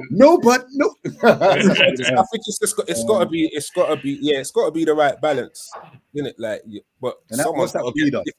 If you've got 6 spaces and 10 superstars challenging for it, then 4's got to get dropped. But it depends how you see it. I think it depends how Slot's selling the plan. Are you being dropped, or is it just? Well, you watch the game. You watch games week in, week out. You've watched the game tonight. What do you think works? What players in that front line specifically? Who would you play? Would you play 3 up top with 1 in behind, like in the 10? Wait, right now, I'd play how we played today. That's it. No Salah then. Well, I mean, you can't not give Salah a chance. You know what I'm saying? So, like, if he is off form, then these small minutes is his opportunity to find the form. That's how football goes, in it. Like, It's a mad thing that we're talking about. No, but I was gonna say you can't take away his minutes. I don't want him dropped in it. But all right, so Salah on the right. Okay, cool. I'll give you that. Salah on the right. Who's on your left? Gap hole. Who's up top? Like a TK. So you're dropping Isak, yeah? Yeah. He's on the bench. He's on the bench for rotation. No. That's why I want to know. Mazza. Newcastle fans. Right now, I'm also dropping McAllister. I'm dropping McAllister as well. All right. Well, if it was up to me, I have Szoboszlai playing the number 8. Okay. And who's defensive? Gravenberch. Yeah, but he's injured. Then Jones. So hold on. So you're playing, but you don't get an 8 though if you're playing a 10. Well, so you get 2 6s, or you get a box to box. Yeah, 2 6s. But 2 6s with it's the different responsibilities though. When it one like Szoboszlai would be supporting attack and box to box kind of. And then Gravenberch sitting. No, but Gravenberch. So it's Curtis Jones. It'll be Curtis Jones. Yeah, or Gravenberch, but he's injured, innit? Like right now, innit? Live play. So. I'm just happy. Like I was gonna say, I'm just happy that he's made a change. I was kind of thinking he's gonna could do an Ange thing and just be mad stubborn. You get me, like, and not. Okay. So you're happy that he adapted. Yeah, I'm so happy. Is the quads not quads? Is the Prem still on? Definitely, yeah. Prem still on. Yeah. Making sure. And Arsenal second, whatnot. All right, cool. Let's double check. This season, I can't wait. It can't be a bottle job without them being top for a little while and gassed. You know what I'm saying? So he said he's hyping them up to let them fall down. I hear it still, man. Yeah, man. All right, let's talk about United quick, man, because we didn't really talk about the game. Like, I don't know. Was that Newcastle? Yeah, United. Yeah, it's my Newcastle, right? Newcastle, yeah. No, he's talking about the real United. Man here. And they've got the Man U here and the Liverpool. Newcastle, we'll get into it. I just wanted to know, like, the thoughts, isn't it? Like, what did you think of that performance, Preach, before we get onto that Newcastle? You know, I wasn't able to watch the game. I've seen the highlights. Sorry, sorry. You Wenger. You Wenger in disguise. You're just ready to tell you all about the Preach. That's all right. I've seen the highlights. It looked good. I'll watch the full game. You know, you can www and get the full game. So yeah, I'll watch that. But yeah, no, I just like I was saying, I was more happy when I saw the starting lineup. I was like, okay, there's a change, something different. Do you know what I'm saying? So, no, talk about the Man U Liverpool. Is that what you talk about? Man U Liverpool, bruv. That was the stubborn part. That's where I was like, nah, this guy's stubborn. You didn't watch the full game with Man U Liverpool then? Yeah. Sorry, remember, I lost reception in it, so I thought you were talking about today. No. Man U Liverpool, because obviously, I was watching that, fam. I thought that would have been like what we was supposed to do today. What we done today, we was supposed to do then. Right, you thought it was just gonna be just punch up. Yeah. We had 2 weeks, fam. We had 2 weeks, fam, to get things right. It was already disappointment. For some reason, our players performed well in international. It was like, but your players they performed well in international, and then half of them took flights home saying that they were injured, and then they weren't injured come the Sunday. And I said that on the pod last week. I said there's no way these men are injured. About we've got a late fitness test for this one, late fitness test for that one. I don't listen to that as well. You know how it goes, then. But yeah, that was hell. How was you feeling after you lost though? Was you hurting, bro? Did you have doubt on Slot? Was there any doubt? No. It was I was like pissed. The banter. Yeah. 4 games in a row. Yeah. Everyone who's got something negative and some sort of pattern is like, I told you so. Slot out. Like, do you think they're moving mad or like?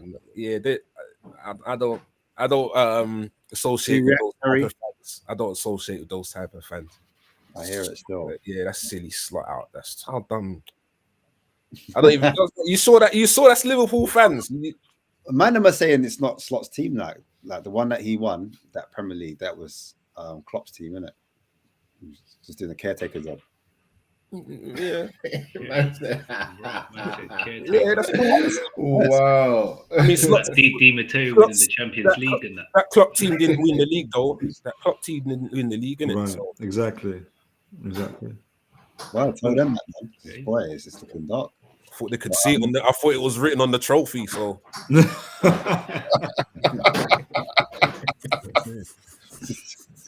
I hear it still. Hey, Yoms, any final words? Because Newcastle fans want to talk about their game, innit? No, do you know what? I just want to say, that when Bruno's doing a volleyed assist, can we put some respect on this man's name, please? Because this guy, year in, year out, the numbers are mad. And I'm hearing United fans saying we should have sold him, we should have got rid of it. I'm like, how? He was the one player that was performing even when like the ship was sinking, like fully sinking. You know in Titanic, there's them man that still playing the violin. You get me? Like he was still going. So yeah, that volleyed assist, I think that is mad. And I think that if some other teams or some other players had done that, like we would be raving about it. But for some reason, Bruno just gets hated on constantly. Yeah, I'm gonna on the back of that. That is one of the hardest techniques to do. Like raining, ball spinning, first time volley back into the perfect area. That is just crazy. I don't know how Matty Cash did it. Obviously, I respect Bruno. Oh, what the crossfield? Yeah. That's cold. But that was dunce. I'm not gonna lie to you. That was gold. And Thingy's touched on the other end of it as well. Yeah. Man did the ISS Pro. That was ISS Pro. Did the Liga? You know the Liga? The La Liga logo, innit? Huh? Man did Karate Kid. I said no, the man crazy. And just on the game, like, do you know what? It's crazy because this is how you man have been feeling with a decent goalkeeper all these years. Oh my days, bro.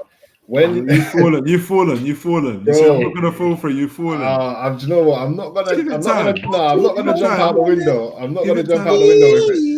But the man caught across. The man caught across. Do you know? Oh man, you know how refreshing it is. I thought he's good. A young Schmeichel, yeah?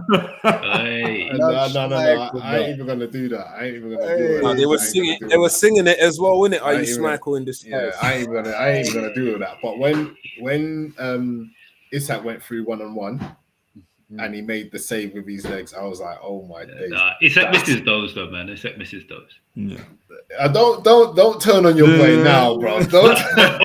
Honestly, Newcastle fan about Isak on 1-on-1. That's not his strong point. Isak's like in and around the box, quick finishing. He's not as 1-on-1. I've never been too much about time that. I think that he's part of, like, you see, like Newcastle usually have like the slow start to the season, and then like picks up. So it's always you're always projecting uphill though, but slow start. I think maybe that's part of that. Yeah? Sorry, you think Isak will come good? Yeah, he'll perform well. Yeah. What, 15, 20 goals, calm, innit? Yeah. I think he will. I think he will do his part. He'll definitely do his part. Okay. Yeah. If you ain't on anyone who's not on 5 already, ain't getting 20 goals now. What are we? 8? We're 8 games in. 9 now. You can't get a quick game. a couple goals. No. What's that? You can't get a quick hat trick and then a couple goals on top. Yeah. 30 games. How many? When you think about, you got 30 games to play. So you're talking about scoring in every game, but apart from 5. Or every other game, innit? Yeah. Like that's not happening now. Only Haaland really is going what's to his hat trick? What's his hat trick record like? He hasn't got a hat trick for us. Yeah, Never scored a hat trick in England. Wait. I don't think he's got a hat trick in his professional career. How much you pay for Isak? Who? Us? 110, right? 120. 100, no, 130. 130 mil. And he can't get 15 goals. Is that a failure? No. I'm not even trying to bounce. Like, no. We got a 5-year plan, bro.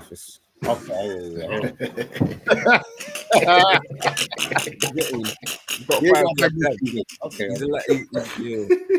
And you know me, I'm the grace period guy. I'm the grace period guy, fam. You know me. Hey, it's what 130 mil gets you these days, yeah? Yeah. I can take it. Don't need no grace period. Yeah. Yeah, it's optional, isn't it? And he doesn't want to use it, so I hear it, man. it's more NA. It's more of an NA. It's NA more. You get me? Man didn't tick that. Man didn't tick the insurance box. He didn't want to pay that. He's just like, no, I'm just gonna be cold from the off, bro.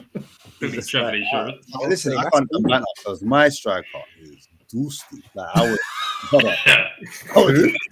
not anything, but listen. Who? Right now, I'm not gonna lie to you. Who's your striker? You almost said which one? Not Solanke.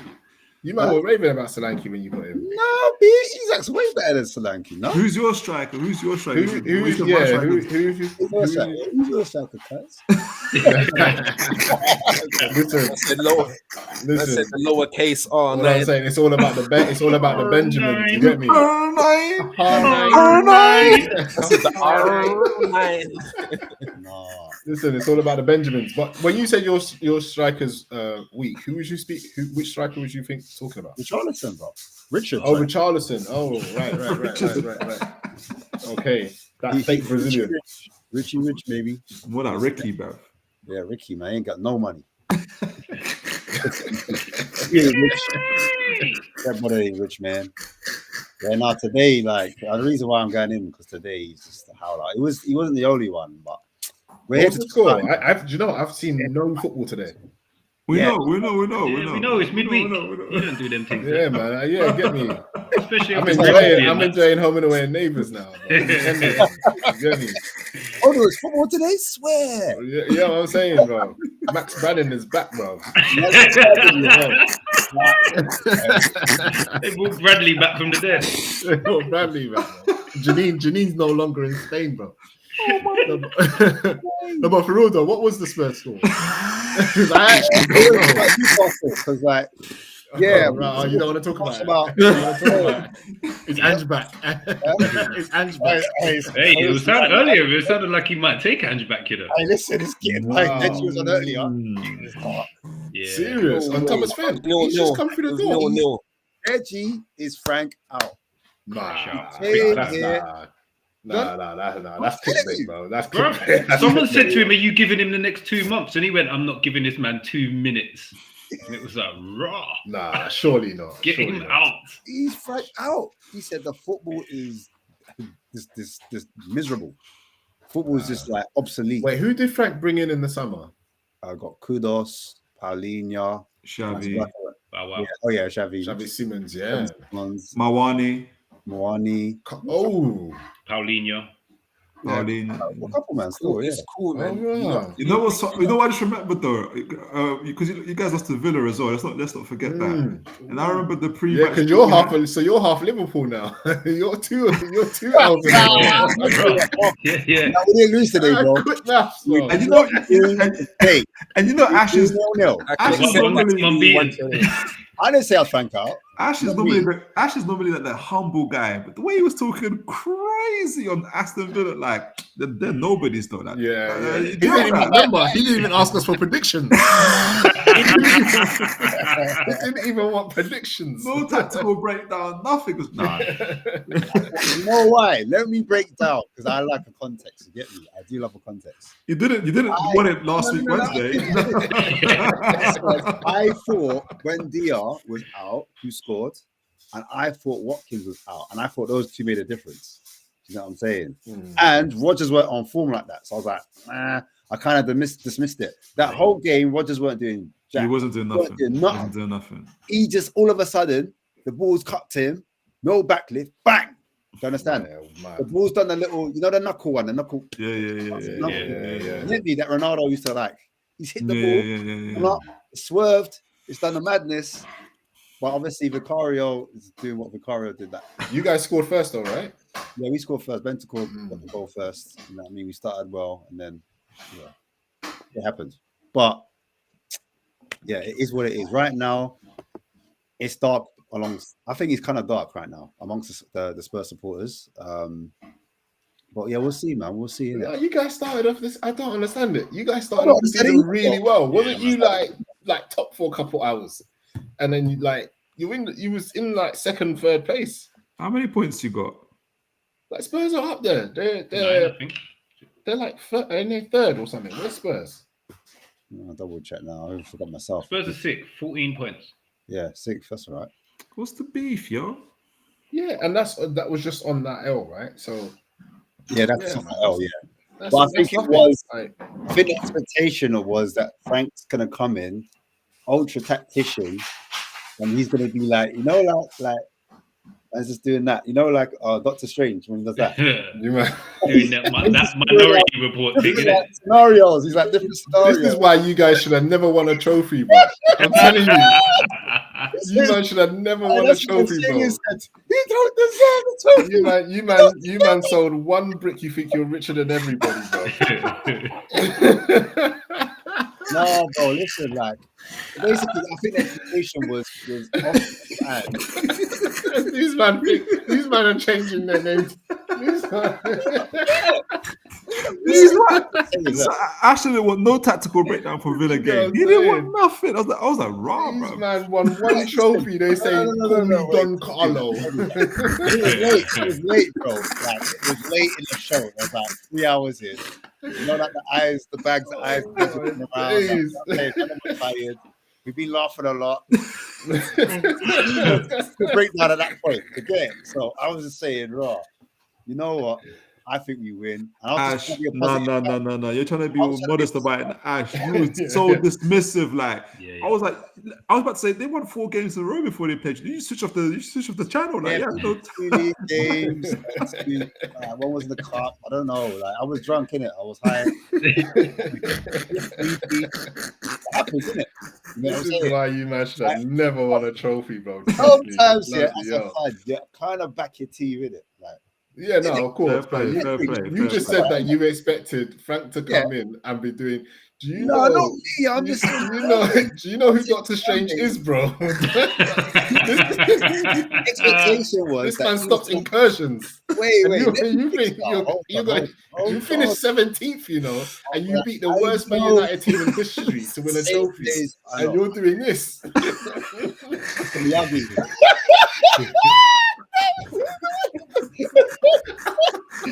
Wait. Oh, God. Mad I was doing this, like.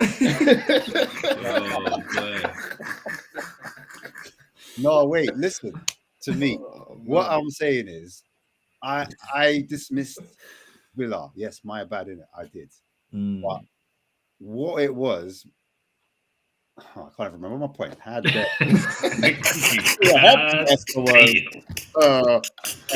see what happened here happened. I can't even remember, man. I'm just fuming. That's all I know. But at the time when I was talking about it, I just thought we were in a good form, not good form, but we were good results.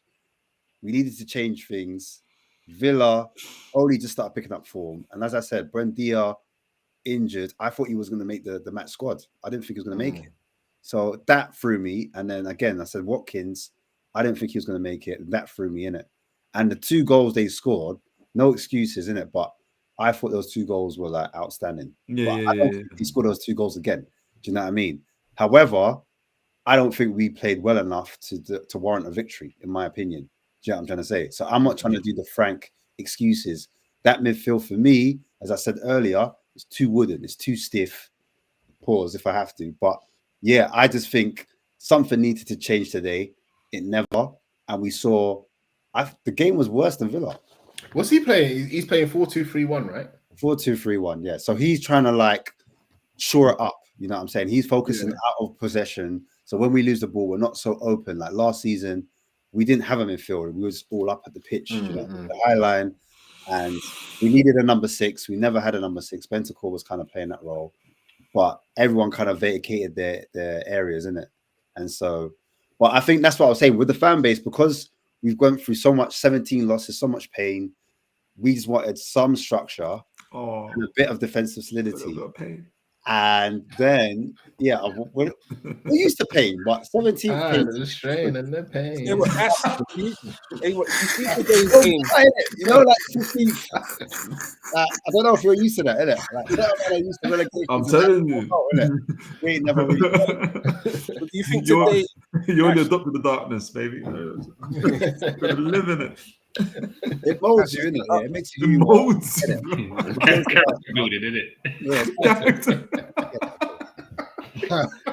But like, yeah, I think the hopium was real. Like the hopium was real at the start of the season, and like you just want to give your manager time, innit? Like, I think any talks of him giving him no time. Anyone who's upset who wants him out, that's no time. That's videos. Are you not watching them? He puts them in a group. He managed putting the thumbs up. Box office? Box office. Yeah, box office. I get it, but some people need views in it, and I couldn't watch that video, man. His do-rag was so far over to the side that I couldn't watch it animated. I saw it in the screenshot. I was just like, no. I can't watch that video. The content, you get me? No, I'm saying, don't watch that. Do-rag, and you know, when it was raining, he was talking. No. The raindrops were in his glasses, and he wouldn't even wipe them. He was just like, so sad he did on the right glasses. He wouldn't wipe the glasses. I see. I told you. Because look, why it's dark for me, I said in my head, there's a few games we must win because we're going to have a hard run in November, and and I'm saying, boom, Everton away, it ain't easy. Newcastle, it's a cup game. And Spurs fans don't have patience when it comes to losing cup games. Do you understand? Because that's our only route to like silverware. We love that. That's we're what defending our belt as well. That's it. So after Newcastle, we play Chelsea, who we never. And I say never, like Jericho, never win against. You get me, bro? It's like our ultra bogey. You know, you got bogey teams. It's like this is booger. Maybe that's what Chelsea are to us. So I'm saying, you know, you dig in and you get some gold mine coming out, bro. Right up, booger.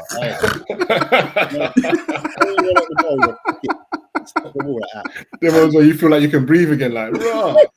I need some oxygen. But listen, I after the Chelsea game, even then, it's still dark. We still got quite a few teams to play through. You know what I'm saying? And the thing is, it's mad because Everton last year, or when the fixtures come out, you look at Everton and where you think, yeah, that's light work. But Everton are in a good are in a good moment now as well, man. Like, New stadium bounce and all that. All I can say is Man City beat them, we beat Man City. That's my hope here. No Grealish. That's all I got. Man's doing the Doctor Strange on But that Grealish is back in instead of Sibley. Not the strange multiverse. Multiverse. Because if 1 + 1 equals 11, that means I'm doing that. I don't know. All jokes aside, though, like Everton, you're right, man. Endai, jeez, what a player for me. Like, I want to sign him. That's a player I want to go for. You know what I'm saying? For Odegaard at the moment, for me, he's learning. He's on work experience. Do you understand? We need someone that's he's too clean, man. He's soft. He's slightly soft as well. Soft, man. He's like a Bow Wow Part 2. I can't lie. Soft, man. I haven't heard him do an interview, but I feel like he talks with a lisp.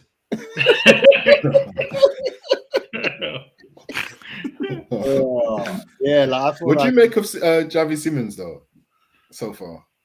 Because I feel like he's a player that no one's really putting any pressure on. Yeah, you know what I'm saying? Like, I think there's a lot of players that have a lot of pressure on them that have come. People have their favorites.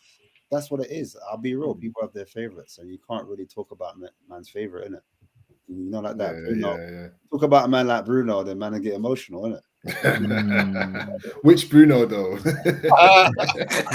No one talks badly about our Bruno. Bruno G. Everybody knows Bruno's cold. Bruno G. Man like Bruno G.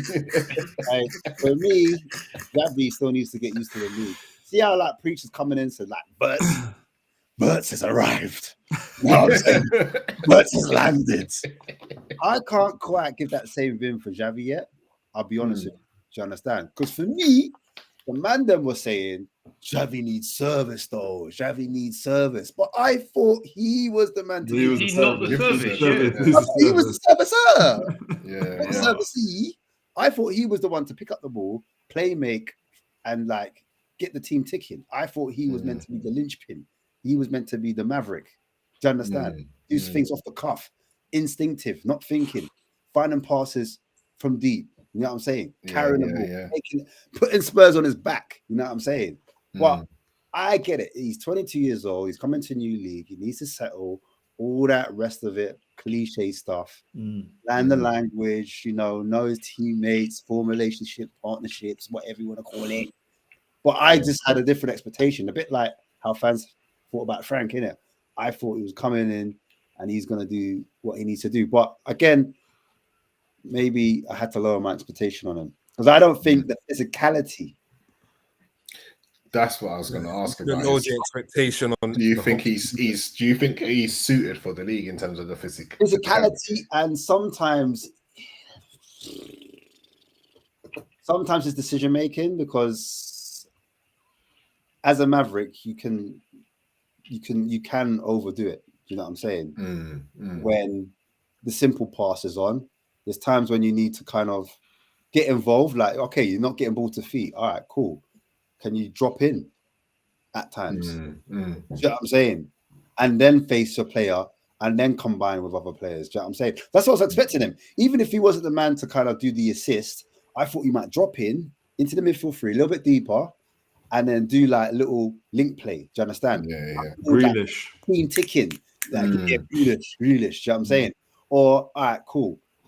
No one's near me. I'll pick the ball up and I'll switch out to that side.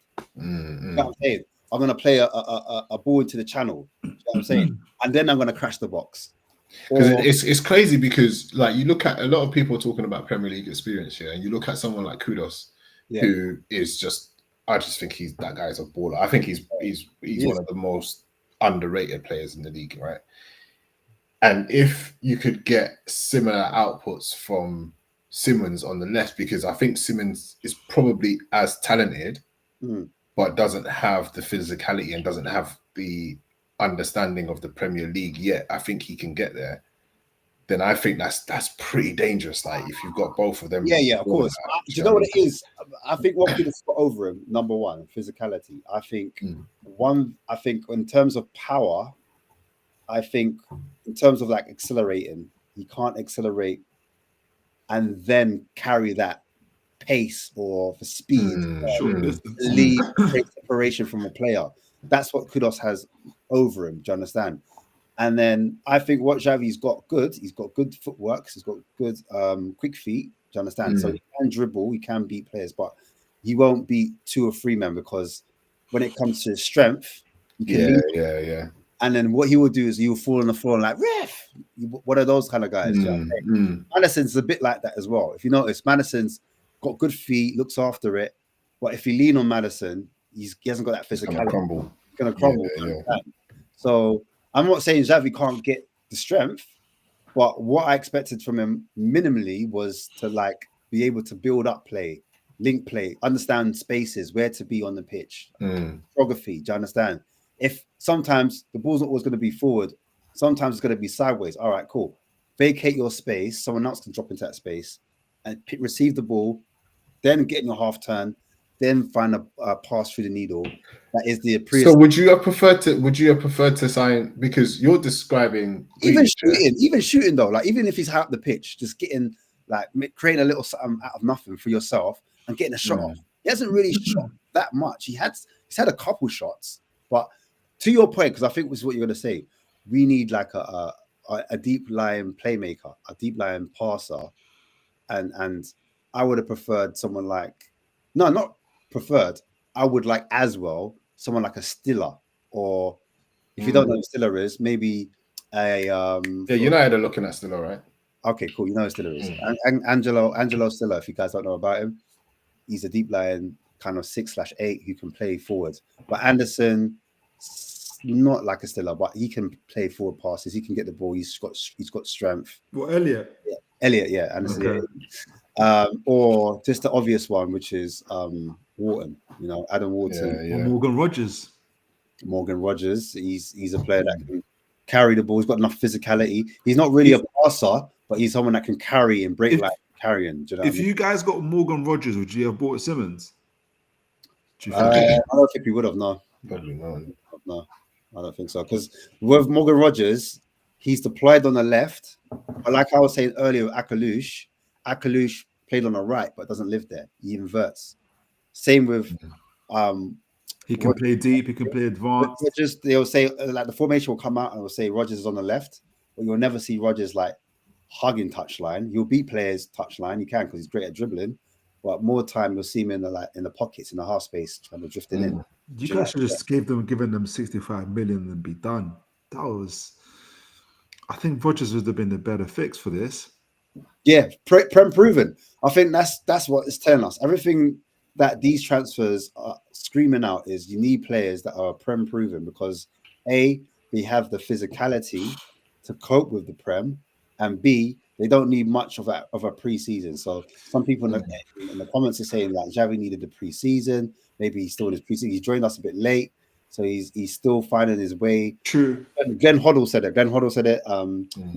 Frank said it today that I think you've cut corners. I think you've cut corners again, maybe then, because so you've gone for Kolo Muani as well. Yeah, decent player, but there's reasons why he can't find himself a permanent spot in different teams. I think you should just gone. Is he injured? No, he played today. He played today. Yeah, played today. He actually played well though. I felt he came on, and the reason why I say he played well, I mean, my standards might be a little bit lower right now, as my strike force is in the bin. But one thing I'd say, when the ball came into him, he was able to hold it up. That's what you should have got then. So Xavi plays really well with a target man, because obviously he played with Sheshko. So you should have gone for like a Strand Larson. Yeah, Larson. Right? Great. In that kind of situation. So a Strand Larson with a Morgan Rogers or a Javi Simmons, and all of a sudden everything changes about Tottenham, because then you can have runners from coming in deep, joining the attack, and you can hold up the play, and you can do what you want. Because at the moment everything feels a bit separate, like in different departments, and I'm watching Tottenham like this is defense, this is midfield, like, and they don't really. The problem is like, because we've got so much youth-centric players, like your Bergvals, for example. For me, like I was saying, his IQ isn't that great because he hasn't got that much experience at that high level. So because he's young, he wants to impress, meaning that he wants to take an extra touch and then he wants to kind of make things happen when it's not always on, or the pass isn't on. So like sometimes compared to like an Akalush, from what I saw, he's a year, 2 years behind him. It's one touch pass. Yeah. Do you understand? Move into the space that you vacated. Bergvall hasn't quite done that in this particular game, and that's why I don't see him as a number 10 per se. Do you understand? And I felt like Spurs, because we had a player losing that ball in possession, that's turning the tide. And football's all about momentum, about game state. And we kept losing the ball through Bergvall or even Porro at times when he was trying to switch the play. And because you lose the game state, all of a sudden the other team, they gain more confidence, they get momentum, and they're closer to your goal, and they're creating more chances. And because they're creating more chances, before you know it, they're taking more shots. They realize you're not that scary. Our game, we're like, well, why are they peppering us? Why aren't we playing the way they're playing? Do you understand? And it's moments like individual moments from certain players that when we recruited last season, we weren't too youth-centric. Do you understand? Whereas this season, we've changed philosophy and strategy, and we're trying to do more experienced players. Hence why Palhinha and Kudos look like our best players. And so now we just need to add one or two more that are less youth-centric, meaning less that like Bergvall or your Archie Grays or your Oderbers or your Tails. And so they've got players to learn off environment. Because I feel like young players need like healthy environments to thrive, if that makes sense. That's what it is for me. So that's why I'm saying like an Elliot Anderson, Adam Wharton's still quite young, but at least he's got quality. And I feel like he's a bit more progressive than what we have, because Palhinha and Bentancur are very similar in that midfield pairing. And so they offer similar things in terms of when we're trying to progress the ball. They want to recycle possession, whereas we need players that are going to ask questions, teams, pass in between the lines, etc., or move into between the lines, at least with or without the ball.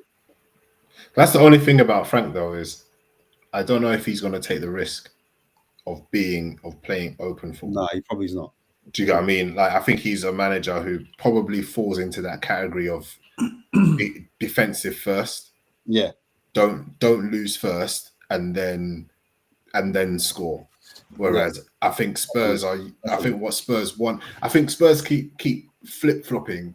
Yes. 1 minute you've got a manager that's just gonna defend the shit out of a game. Yeah. And then you've got another manager that says, "Well, like bun defending, like defending is scoring 10 goals." Yeah. Like, and I think Frank might be a good. I don't know. It depends. He could be a good, like in the middle of those, but I think he falls a little bit more to that defensive side where he's not really going to say, "All right, cool, I'm going to get a box-to-box midfielder, play a defensive midfielder, and have slightly more of an open game, but we'll win through the quality." Do you get what I'm saying? I don't know if Frank does that, and that's why I think long term.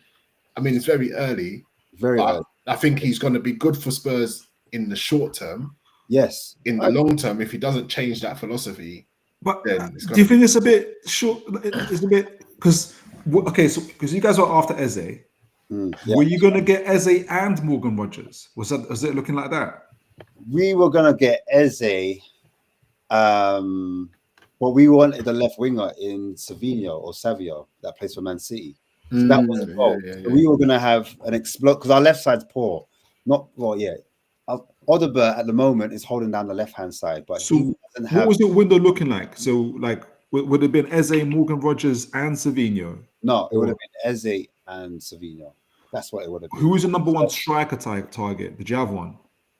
We didn't have one, and it felt like Moani was brought in because we had an injury to Solanke, and we missed out on the target, the left wing target. And he became available when Juventus were pissing about with the money situation. So did you go for Morgan Rogers? Not Morgan. I keep saying Morgan Rogers. Is it Morgan Rogers? Who's the kid from Forest? Oh, Morgan Gibbs White. Morgan Gibbs White. Morgan.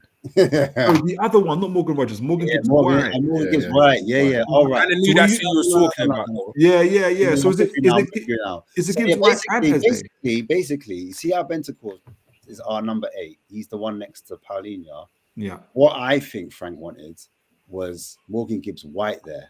I don't think he actually wanted a number 10 per se. I think he wanted a mixture. Yeah. Physical in that midfield, but can also play a ball forward or that can carry it. Yeah. Morgan Gibbs-White, he's a mixture, a blend of those type of players. Like if you look at, and he's got more athleticism than Thingy Box. Passes, even though he hasn't started the season well, he still outpasses any of the midfielders that we have at the moment. So it would have been Gibbs-White with Eze. No, it would have been a Gibbs-White. That's it. And Savio. And Savio. Yeah. That's on the left. On the left. Because Savio would have been the Son replacement, up and down, and then Morgan Gibbs-White would have been the number 8. Do you understand? Not really a 10, he's more of an 8. So he's doing defending, starting the deep. Because Maddison would have been fit. So you would have had Paulinho, right then, Gibbs-White, and Maddison. Maddison in front of them. That makes sense. But then there was more of a it kind of like but that was Frank's number 1 pick. He wanted a Prem ready player, and he wanted MGW. That was the guy that he like earmarked. And then Kulu would have come back in. And because even then, because Maddison's a bit lightweight at times, Morgan Gibbs-White would have made up for robust. That. It would have been a bit more robust. And then you've got the option of Kulu that can play on the right side. You would have had like Morgan Gibbs-White as a left 8, Kulu as a right 8, and then Paulinho as the 6. And that's what his ideal midfield would be. Do you understand? Yeah, the right. So they're not going to say that the intention, Frank's intention is the right intention. He just didn't get the players that he wanted. Like, I think it's just... do you know what it is? It's that it comes back to that question when Yom said, and I said, I need to write this down. How many players is it before you can say this is the manager's team? You get it? He's had one summer window, and this is like what his 10th or 12th game in. Do you know what I mean? So, like, and as we said already in the show, like the first 10, 12 games for Glasner, terrible. Couldn't buy a win. Had like Palace 14th, 15th. Areola, same. Had them like 15th, 16th. Do you know what I mean? We were in the first 8 games. People talk about Poch as well. When he had us first 7, 8 games, we weren't winning games. Do you know what I mean? And it was Harry Kane's deflected shot, free kick, or whatever it was. That's what bought him bought him more time. That's what bought us a win. We won 2-1, and then the rest is history. Do you know what I mean? So I'm not calling Thomas Frank that, but clearly, like, he might need another window to get that left winger. But more importantly, we need a player to kick Bentancur out. There was a time in football, and I know my grey hairs give away my age, but there was a time in football where 2 years was the benchmark. Yeah. I don't know where this 7 games is coming from, and people social media. Like, it's bonkers to me. We've got more access to more people right now, so now we hear a lot of opinions, and there's going to be a lot of people say, "You're chatting shit, Ash." You understand? Because they're not going to agree with my opinion at all. And I'm like, yeah, I hear what you're saying, but no. Do you understand? I've seen enough. He plays sideways, backwards football. It's not the players, because remember what Deji said.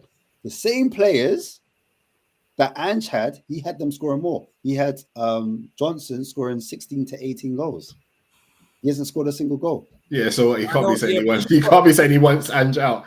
All I've heard from Deji and Box Office, to be fair, is out. They want everyone out. Like, you know what I'm saying? Like, and the thing is, remember, Ange just come in here and he said, "F you lot's defense. Let's just do this attacking thing." And it didn't plan out well. You got a trophy, a major trophy, but you lot aren't really happy. That's because you need to come in and sort out the defense. At least give Frank a chance to sort out the defensive element. I know it's difficult. Once he sorts that out, then maybe he's the type of person to be, let me get this flair player. Let me get this entertainment that we actually want. But you've already tried going the entertainment route straight, and it's messed you up. Do you know what it is, though, bro? You know what it is? When fans are going to home games and they're watching the football, they want to see some type of like style of play, something to hang their hat on. Do you understand? And right now, they can't see any type of like momentum, any type of style. that gets them off. Like, you know, like when Klopp came in, yeah? Klopp came in and you could say, right, we may be losing games. It might not be like, it might be draw or whatever, but at least you could see that he's pressing, he's trying to win games a certain way, etc., etc. But with Frank at the moment, and it's been like a pattern, it's been even the Burnley game, yeah. But you can say, can I just say something as well, yeah? Because we won 3-0, bro. You can say something in a second, but I'm just gonna say this last thing. We won 3-0, yeah, against Burnley. But fans from that day, they weren't happy. They're like, this ain't the Tottenham way. Tottenham, we attack. Go on. I was going to say, you see that thing of what you said about Klopp, though? The only difference was he was told that they're not bothered about league position. So that means he had to the end of the season, to implement his style because they wasn't bothered about position. You lot we're only 7, 8, not even 10 games in. Do you know what I'm saying? And we're talking about, I can't see this, I can't see. You got to give it a chance. But wasn't that Liverpool? And correct me if I'm wrong. Did Klopp take over just when were you guys going to get bankrupt? But you just came in. Was he the first manager to come in? Not bankrupt, but he was going to get like sold or something like that. No, I think that was why we. No, I think that's why we ended up with Roy Hodgson. No, I swear that's the reason why we ended up with Roy Hodgson. Oh, okay. That's what I'm saying. That's the context, isn't it? Like, we don't mind where you finish. The reason why it's so much. And then it went on to Brendan Rodgers, in it, and then he was brought into it was Brendan Rodgers because he was brought into like help with the wage bill because we lost right. We lost who did we have in goal? Rafa. I'm forgetting all our players, but he got rid of bare players that we weren't confused about. You get me? But it was the wage bill team. The way you said Roy, Hodgson was that you knew the name, you just didn't want to say it. yeah, you know, like. Hey, do you know? That's what I'm so glad to see YouTube thing went running then, yeah. Because you know what, I should take this to the grave, yeah, but I won't. I actually said, that, we're getting in someone old like Fergie, you know, like. His religion was high, yeah. You know, like, it's that old gentleman. That's what we need. That's what one Man United, everything, and we're going for that. Comparing. Yeah. Oh man, the confirmation bias is mad, bro. But you know what it is, bro? Like you said, the context for Spurs is that we were coming off the back of a trophy, and that's blurred the lines where people forget about the 17th. They just look at the trophy. You see what I'm saying? That's what Frank's being judged off. A trophy. He's not being judged off 17th. He's not. Fans aren't saying give him a season. Don't worry where we finish. Fans are saying no. We need to get Champions League minimum per season. You know what I'm saying? Champions League. Bro, that is wild. Clearly, bro. Man, saying, listen, top 5 or like nah. You know what I'm saying? You need to be top 5, possibly Europe. Like they're just. What was your league prediction before the season started? I remember. What was your league prediction before the season started? I don't remember. I think I said 8th or 9th. Top 10. I swear you were saying top 10. Yeah, I was saying top 10. If you finish top 10 and a good trophy run, well, fans will look at me and like I've got no standards. But that's reasonable, man. I ain't got no standards. I ain't got time for players. Like me, I'm a mediocre fan, and this is the. But I'm looking at the 17th, and I'm looking at what we need in that midfield to kind of get where we need to go. And a manager trying to like implement what he thinks he needs to do to stop the rot in terms of like, I think in attacking patterns of play will come maybe like not towards the middle, but maybe 6 months into the reign. But fans want to see attacking patterns of play right now. And looking at the players that we have, we should be doing a lot better. I do understand the frustrations. I do, because it's like you want to go watch your team, be positive about the team, and back your team, innit? But when you're seeing performances where how many shots did we get on goal today? It was 0.3 on XG. I think we had 1.3 on XG. I don't even know how. Like, I've got to be real, yeah. Yeah. How did they even calculate 0.3? No, but listen, we had one big chance. We had 11 total shots. And they have 5 big chances, 23 total shots. You see what I'm saying? A lot of them in your box. Everyone's going mad right now. Do you understand? One who did you play? Monaco. Oh, Monaco. Raw. Okay. Wow. They're not for the 0.3 as well. Yobs is proper like disconnected, bro. Hey, yo, trust me. So what was the day? Married at first sight. Today's game against Monaco. You say it was a point earned or two points? Bro. No, definitely a point earned. Not earned, but a point like. Wow. There's a robbery, bro. There's a point scammed, bro. Like we did not deserve to draw at all. They like Minamino had a hat trick of chances.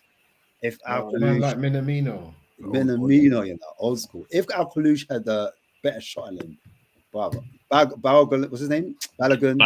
Yeah. Oh, they got Balogun there. Bro, they got bare like rejects. Their captains like West Ham's old centre back. Kelleher. He used to play for Kelleher. Crazy. Something like that. Kira or something like that. Yeah. They got from West Brom. Akira. Is what's his name still there? But listen, he went to Monaco from United. Wait, where was Pogba? Don't Pogba play for Monaco? Yeah, he does. Pogba, yeah. He's injured. Oh, you're lucky. He's still lucky. He's been injured for 4 years. His arm like chilling, busting joke with a man next to him. Like, yeah. Is it? Like a movie star. You know, Monaco's about that life. It's like 007. Yeah. Listen, the way they were bopping us off the park. They bopped us. Them man are being polite. Like, a couple of the little moves they put together, but if they had finished them off, we'd be seeing the goals for time, bro. They were playing wow. It was a nasty one.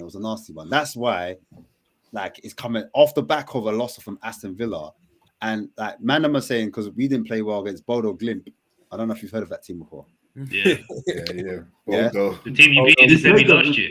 He played them in the yeah, but they moved glimpse, you know. No. They moved to us here. Oh my god, bro. And man and get out them as well. Let me not forget the girls. or them. I don't know if it's them. Woke. No, on a road thing. Like, they're saying it was worse than Bodo Glimt. And Bodo Glimt, like they came for blood. Do you know what I'm saying? Remember, we beat them in the semi-final. Yeah. It was one of the worst performances of the season. And I think what makes it worse is when the manager goes, he makes excuses. He doesn't keep it real. He doesn't say like, yeah, you know what? Today was a stinker. You know, I hold my hands up. Like, what it is. I think that's what pisses off fans, isn't it? Because then they're like, it makes them more worried, like, right. Yeah, but fans can't handle the truth either. When someone's real, I feel like they can't handle the truth either. Like, they still go off, like, how can you say it? And I'm like, bro, but that's what you got. You got the truth. Like, I don't understand what the problem is. It depends, isn't it? Like, people say they want the truth and they get it. They don't like to hear it. Man are saying football is not offensive and defensive. Everything is related, which is why Thomas Frank fixing the defense first doesn't work. You can't fix the defense without impacting the attack and vice versa. The solution has to be. But you have to but you've got like 14 goals. You just have to go through that sometimes, and then you have to allow Frank to see if he can progress to the next phase of making you more attacking. It's just when you get to that point when you got to find out if he's the guy or not. You've got like 30 goals. If you're leaking goals, you just gotta stop the leak, innit? Yeah. But like it's all priorities at the end of the day. Like if you're leaking goals, all right, let's stop the leak, and then cool, we've steadied the ship. Like let's then build on that, innit? But everyone wants everything. Like they want the house flat packed. Do you get what I'm saying? But you can't. You gotta build. Exactly. I find it mad. The right bits in the right order. Like if your roof's leaking, you're not going to do your loft. You're not going to do up the loft room and then get it all damp and then be like, oh shit. And then say everything's connected. My roof is connected to my loft. Yeah. Is everyone in agreement on this panel? Then it takes 2 years. Then is what everyone wants to say? It depends who. Depends who and where. If it's United, you got 2 weeks. And then we want to sack you. Well, all right, on a real though, like in the next 6 months, he's doing like what? He's got 4 or 5 losses on top of what we have now. Yeah. Is that a cause for concern? Well, I remember. For Spurs.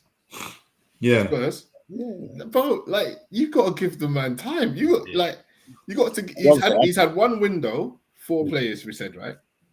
If we think one window on 4 players is going to bring you from 17th to like, what are we doing here? Like, if it does, it's outstanding. Build that man a statue. Do you get what I'm saying? But if he finishes top half of the table, do you get what I'm saying? And then maybe you add 1 or 2 in January, or you wait till next year and say, all right, cool. Like, what can you build on from that? Because if you say now, if I offered you now, in 2 years' time, you'll be a team that is steadily in the top 6 again, top 5, top 6 again. Yeah. Would you take that? Yeah, 100%. Yeah, I'm taking that. So that's what you got to work towards. But people are saying, no, I want to be top 5, top 6, like right now. Like that's crazy to me. Plus, the Champions League is going to make things a bit slower for you this season. Like I think definitely. I think the Champions League's making he's learning on the job with that, trying to rotate. Because look, Deji weren't happy with the rotation. Why is he rotating for? But brother, injuries, bro. That's why. As simple as that. But let's talk about Newcastle, man. Like, why are we talking about Spurs for? The after party. Yeah. The after party. Yeah. No, like, listen, Voltameda has impressed me, man. And I know you said it was an assist, but it felt like it was like. It felt like an assist, yeah. Because it was so wavy, bro. It was like a pre-assist. The ball's come into him. I think it's from Gordon, Yeah, Gordon. And Botman, from Botman. Oh, was it? So Botman built up from the back, then Voltamada laid it off with the flick. Gordon gets on it. That's it. Yeah. And then it goes to Barnes, innit? Yeah. Man said you'll sell me Barnes, innit? And I said, that was my favorite goal of the night. I said that. The Barnes got 2 in it. Yeah. Yeah, man. So off the bench. Barnes, you know, is this fitness for Barnes? No, just off the bench, just like rotation. Okay, so he's just one player. You're like, right, you know what? If he has to go, we could. Yeah, we took off Murphy, who got an assist as well, and put Barnes. No, not Murphy. Was it Murphy we took off? Yeah, we took off Murphy. Yeah, we took off Murphy. Murphy did damage, man. Yeah. Murphy did damage. But yeah, no, Newcastle. Yeah, man. Voltamada, he looks like out of all the strikers, him and Ekatike, both from the Bundesliga, pulling at the Uber Eats League. But look, I know certain man, innit? They're not all here to back it. But listen. I think Voltameda, you know what it is? It's not just height. So like, let people look at him and they just judge them and think, oh, Peter Crouch. You know what I'm saying? But he demonstrated that he's got the footwork and the brain as well. Peter Crouch is a killer, bro. Yo, that flick goal that he scored. Crouch is a killer. No disrespect to Crouch, but I'm saying, yeah. Go on, Robs. No, I was saying that flick goal that Waterboy scored on the weekend was fucking nuts, bro. And I know it ended up being an L to Brighton. Brighton are a good team; they can beat anyone. I'm not looking forward to them coming to Old Trafford on the weekend. But you got them on the weekends. Yeah. So you're not going to get 3. You're not going to get 3 back to back. Do you know what? Oh, we're talking about Man United again. Look at this. Yeah, what's going on?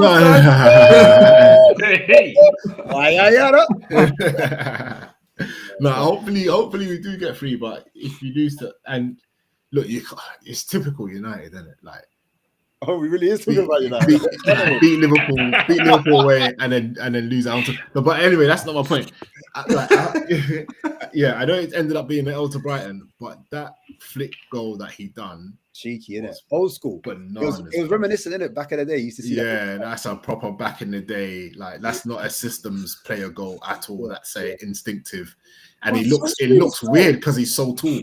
Yeah. Like, he looks like he shouldn't have that kind of skill. Do you get what I'm saying? Like, the audacity. Like, man's been here for how long? And he's doing that already? And he's doing that. People are like, oh, you need a pre-season for the player. Bro, what pre-season did he have? Huh? Real talk. Premier League, you need a Premier League proven player. He ain't got no. Yeah. He came in last. All the strikers, he came in last. He came in last. Yeah. That's a good point, actually. All the strikers. All that bullshit I was saying earlier about Prem proven, quality about pre-season. Throw that out, man. Get me? I just want Newcastle's. Who's your recruitment, bro? Because you lot don't miss. in my opinion. You got rid of Ekatike. I mean Ekatike. And you've replaced him with Watermelon. Like, and how much did you guys pay for him? Well, they paid money. Was it like 60, No, we paid money, like 80 million euros. They were saying. You know what? Do you know what? I didn't want to go too early, yeah, because I remember Deji was saying, he's dead, whatever. But I remember saying I saw him in the under-21s. Yeah, he smashed it. I said, that's a player there. You understand?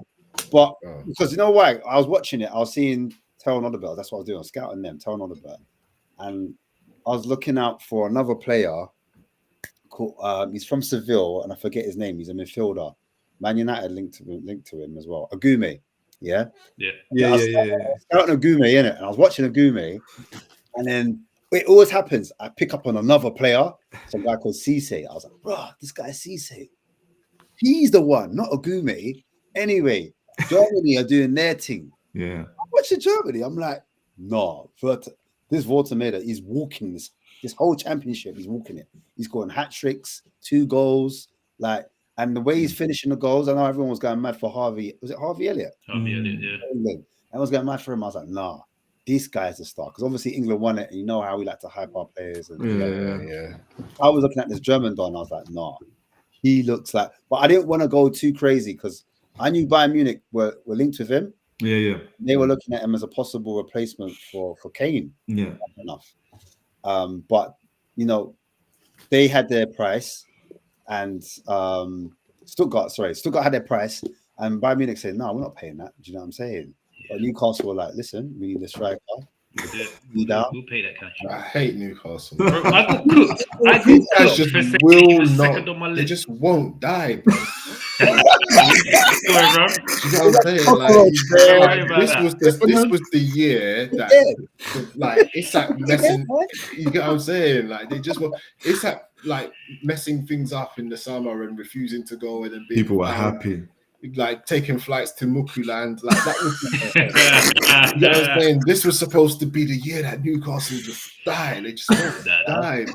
Bloody hell, man. I was getting cooked when I said that Voltermeida was second on my list. I just only never mentioned his name because he was just basically going to go by, and it was Ekatike and then Voltermeida for the 2 most plug and play strikers we could have got to replace Isak. Everybody was like, "No, who's this lanky crouch guy, man? He's dead." We'll see, innit? You know what's mad though? Hey, Yobs, hear this now. And he needs to get fit. But I think when Visa comes, problem. It's going to be a problem. You also are going to be maniacs. Tasmanian devil. That's how craziness, man. Like, the thing is with Visa, he doesn't know how to get tired.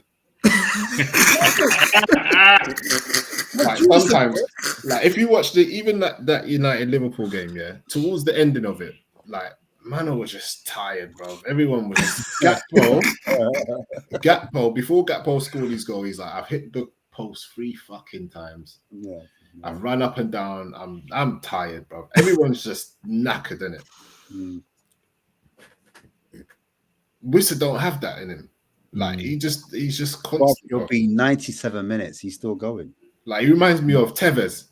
You know how Tevez was just like chill, like sometimes chill, man. Like, we all understand the game now is in that bit.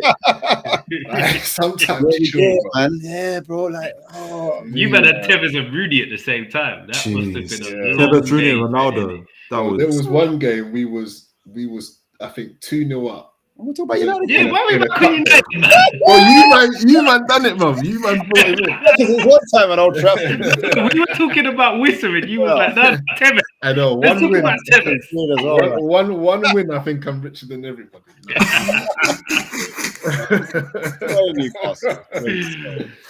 No, you know what's scary? I see what Mitch is saying, but like, I say it's scary in the sense of like, I didn't expect Voltermeida to gain so much importance like right now to our team. Like the way he gravitates and the way he brings everybody. I didn't expect him to be this strong. Really? Yeah, I thought, I thought it was going to take time, and he's already holding off defenders. He's bringing people into play, those flicks, those tricks, and now you can see like the way you're talking about that Gordon goal. You can see that Gordon almost half expected him to do it. that's why he was so onto it. Yeah. Like, do you know what I mean? Like, if Gordon play again, Gordon was that's the thing. Gordon was smelly for a bit. So now he's getting that chemistry. Now he's seeing how Voldemort moves. Sometimes his body's moving that way, but the ball's going this way. Right? Yeah, his body's this way. Because that's what happened, isn't it? So I'm like, now they're getting used to his movements. It's like they're just moving with it now. And then what happened as well with everything begins to buzz around him. Barnes loves playing next to him. Gordon now. It's my Whisper and all the rest of it. But our midfielders push up. Our centre backs push up. Now we're playing way more centrally now because we've got ball playing centre backs. Before we'd rely on the width a lot. Everything's going through the middle now. But that takes technical ability. You guys got teams that have done that before. Like that takes, and he just adds that to us. Murphy had a stupendous game again. Showed the length. Murphy's is a number one right winger at the moment. It's not Elanga. It's Murphy. Yeah, nice, man. I want they are because reignite the whole front three. Like, what's that? Whisper? No, but no.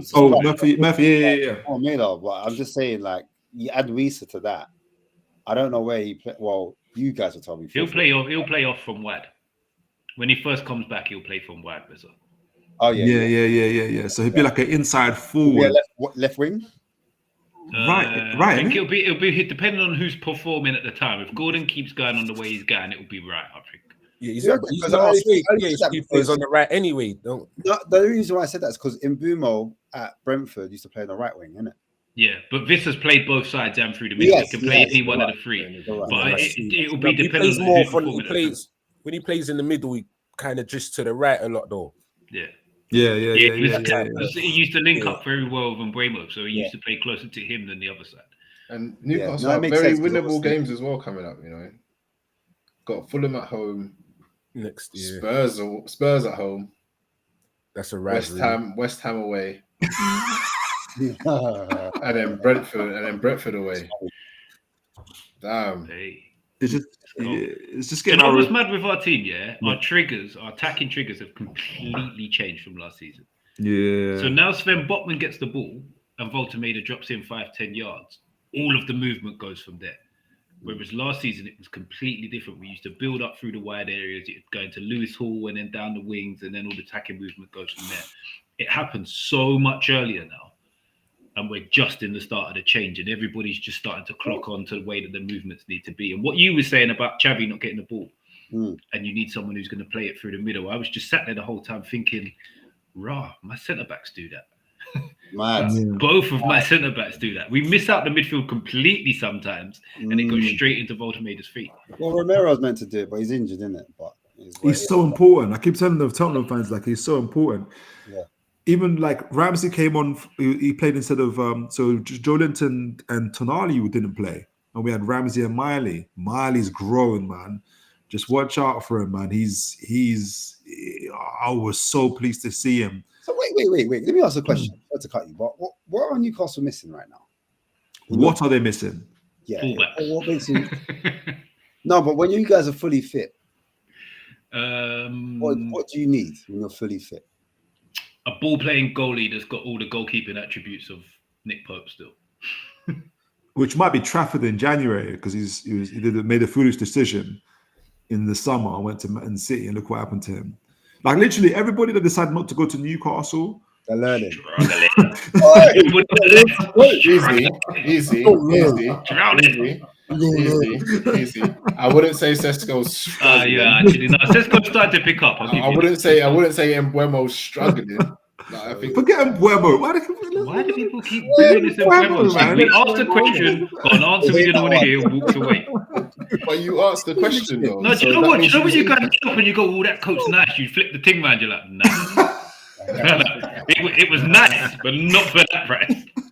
See you later. But you paid the same amount of money, a similar amount of money for Wisa, and for a similar amount of money for, albeit 10 million less for Elanga. How much you paid for Mbuemo? You paid about 70 million for him, right? No, we didn't. What did you pay? Okay, it's like how much? 60. Like 60 million. I have to get the Google out And go with the price that we've paid so far, yeah, not what it could rise to if we win the Champions League, if we win the World Cup. Do you get what I mean? Yeah, but okay, £71 million consisting of a guaranteed 65 million. Yeah, so 65 million. What's the wages though? Because we would have looked at it as a package as well, not just the we've got a new wage structure. His wages won't be crazy. That was one of the things that the hierarchy did that I really agreed with. I'm not that we're talking to you about United again. Yeah, but I would say your mid-range wages are like top bracket for us. 150 to 200, yeah. So we wouldn't pay that already. Like no, our top bracket's 160. I'm sure Bruno's on like 160, and that's top bracket for us. Women's not getting that. Yeah, fair play. So yeah, that's what. But people want the whole rejection hype, like rejection FC. Yeah, it sells papers, isn't it?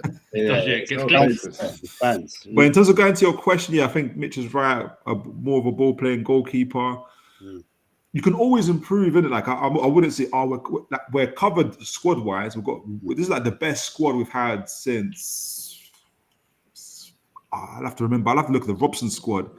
Now this is in strength and depth, like when everyone's fit, probably one of the best we've had. Like certainly in my lifetime. Strength and depth has got to go back to Keegan. Yeah. Starting 11, 12, 13, you're looking at Robson. Yeah, you have to go all the way back to 96. And our both our fullbacks are injured. Tino's still to come back. Hall to come back.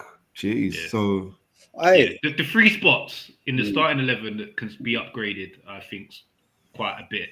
The right winger, the Joe Linton spot, and the goalkeeping spot. If we can find a ball playing goalie that does all the proper goalkeeping stuff the same way. I hear it still. Yeah, tough ass though. Yeah, but I would rather keep the ball playing stuff away and keep Nick Pope than gamble on something that's not a definite improvement. I would have a Kliush now in this midfield because of Automata and everything else that we've got built around. I was a bit more nervous before, but I would have a Kliush in this team. Now that you saw him, you're like, yeah, he can. He's ready. He's ready. Yeah, me and Toom were screaming at Kliush early summer. He was like top of the list. Even Trincao. Wait. Who? I like Trincao. I like Trincao. Who does your decision making? Like, is it Eddie Howe? There's three. Eddie Howe gives the last decision, but it's Eddie Howe, head of scout Steve Nixon, and who's the third person? Eddie Howe's nephew. His nephew, Andy Howe. There was a third. Andy Howe. Nixon's like the key talent guy. All right, so man can't get Andy Howe, but man can get Nixon. Cool.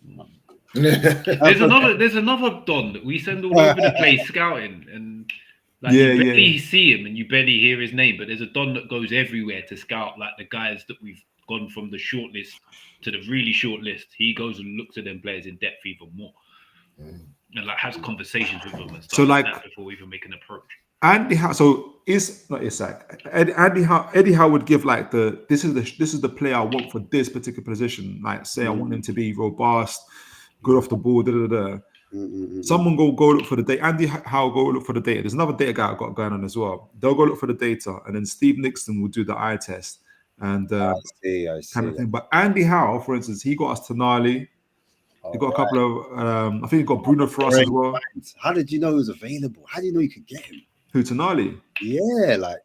Well, we know why he was available now. Like after the whole, So someone knew something, but it worked out. By the way, his contract's been extended as well. I'm like Spurs are meant to have that Italian connection with Paratici. I know he was like.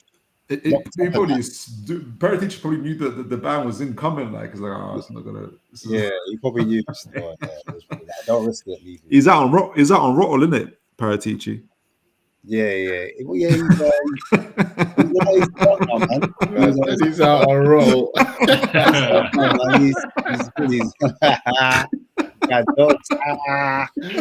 I said he's signing in every day at 3:00. He's good, man. He's official, man. Oh man, roll, you know. That is out of order.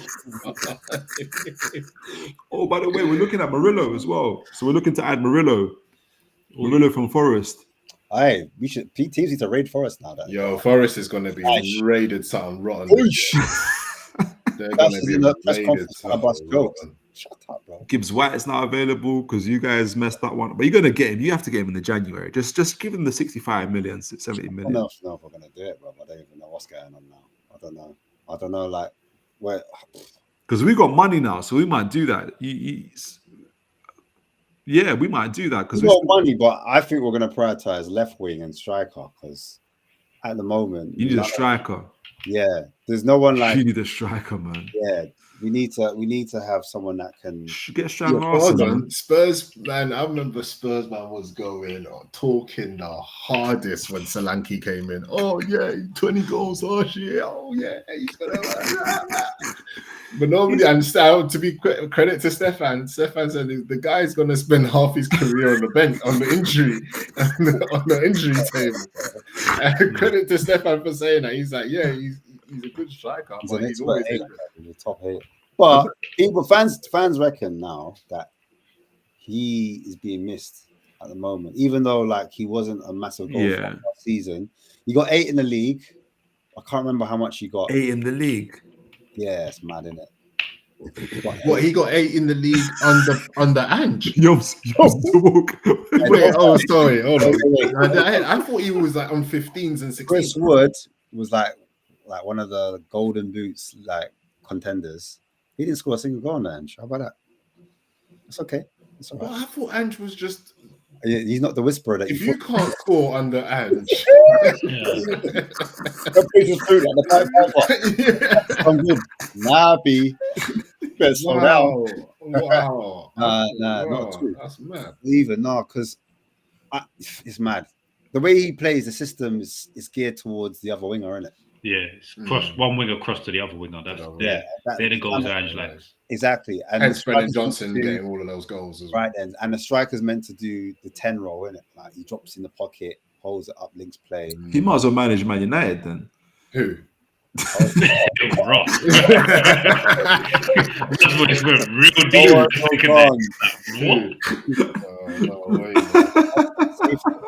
I don't want to hear none of that. I don't even want that in the universe. I might have to stage this room, bro. Yeah, you might have to stage this room. You know what I'm saying? I'm doing this on some class.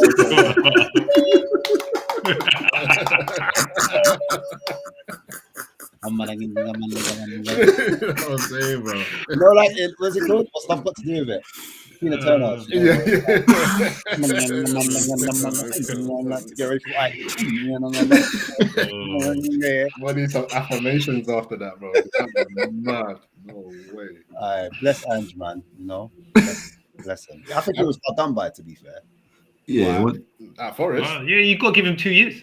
You got to give him 2 years, right? Give him time to turn it around. You just said. He had 2 years in dog years, bro. I ain't trying to hear that. Man had 39 days. Europa Cup, mate. We're talking about that man have 2 years by 92 players. Then you know it's his team. Man have 39 days. Too long. I take it all back, bro. Against Chelsea, like I take it all back. Against Chelsea, no? They was unlucky against Chelsea, like they created so many chances, man. There was that is one game I will say the players let him down. Yeah. They created a lot of chances and just missed them, and then the game just got taken away from them by Chelsea in the second half. Yeah, man. Yeah. But to be fair, sometimes you get to that point. I think sometimes players get to that point where they're just like this is dead. This ain't gonna work. Yeah, they just knew. Yeah. It's like people say, they were unlucky, to be fair, but at the same time, you got to be a player thinking, what the hell is going on here? Coach Wright was looking at Mr. Marinakas. He was like, is it time yet? Like, do you know what I mean? You know what I'm saying? He looked at me at the 78th minute. He went in his cheddar boy, and he was like, "Yes, next." Now I can start playing. You know? Now they got the English Nunes. Yeah, they got Dash. Yo, I think that's a good appointment. Auto and all that. 100%. I think that's a brilliant appointment. They went back to Nuno, though, isn't it? They went from attacking back to Nuno. They said, you see the pragmatic managers when it's time to become more attacking. The best I can think of in the modern era now is probably Moyes. Like when how he had a Grealish, Dewsbury, because he's got all that foundation going on. He can have a Grealish, he can have Dewsbury Hall and who's the other kids they got, and Dye and all of that kind of like playing together, and it just works. I think that's what's going to happen for Tottenham. But you have to be patient. I think the intention was to have. I've gone back to Tottenham now, but to have a Gibbs White, a Savino, and all of that. Like I think it'd be a different outfit at the moment. Yeah, there'll be a lot more progression in our play. Madison, if he's fit, like you look just look different. A lot different, because you would have had two players that could take it off. And like you said, you guys were saying your centre backs normally do it.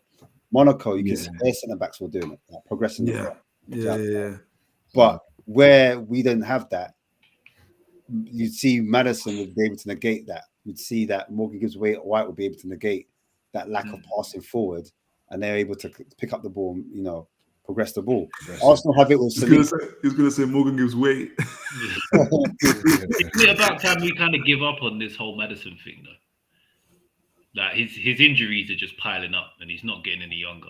He's not, and I think that's the reason why he was looking at Morgan Gibbs White, because he probably foresaw that the injuries, the physicality for Madison's not always there. You can't, even like in Ange's latter months at Spurs, he started to realize he can't play Madison every single game. He needs to use him sparingly. And he still got mashed up. Still got injured, It's one of them that you can't. It's more of a hope.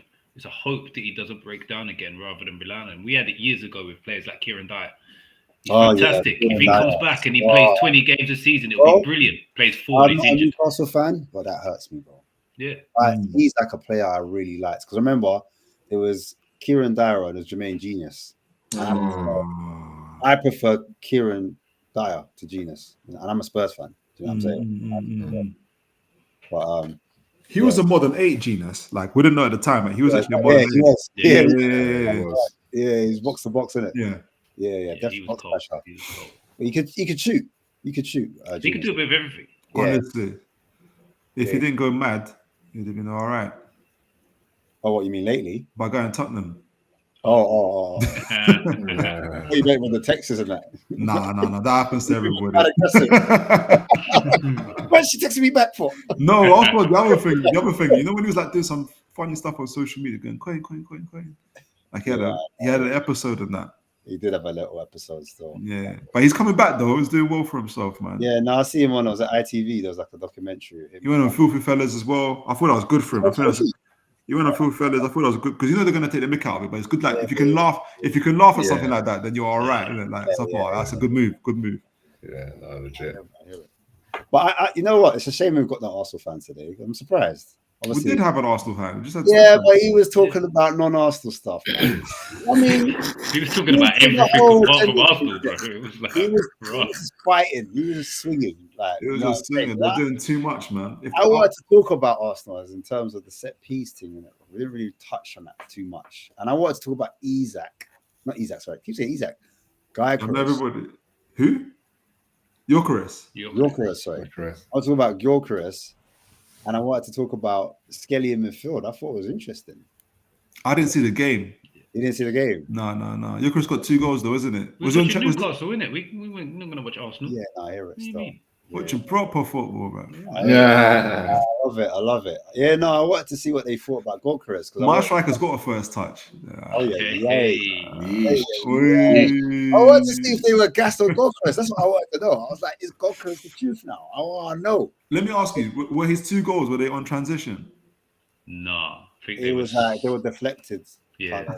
Scrappy bouncing around in the box type thing. And there's like my point still stands. Was there a drunken fight outside the club and that? Like, just because Fairman was screaming for him, innit? Arsenal fans were screaming for him, and Stefan was one of them. I remember. Stefan was. Yeah, he went mad. He had a chance between him and Sheshko, and he was like, actually, wrong players at the wrong clubs.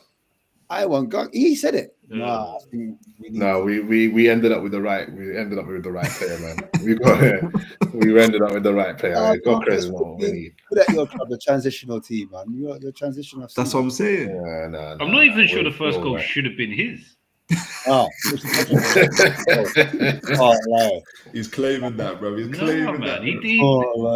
I don't even know. It looks like he's trying to he's got the ball and it looks like he tries to tackle, man. And you see, when I was talking about separation, like literally, is that first touch to get it away from the defender, so you can get a shoot opportunity. He doesn't have that. Like he takes Richarlison today, the end of right. And he couldn't get the separation. He played it too close.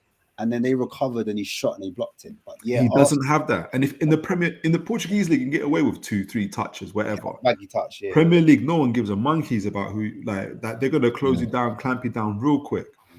So, but what's funny about Arsenal though is, like, I think they need.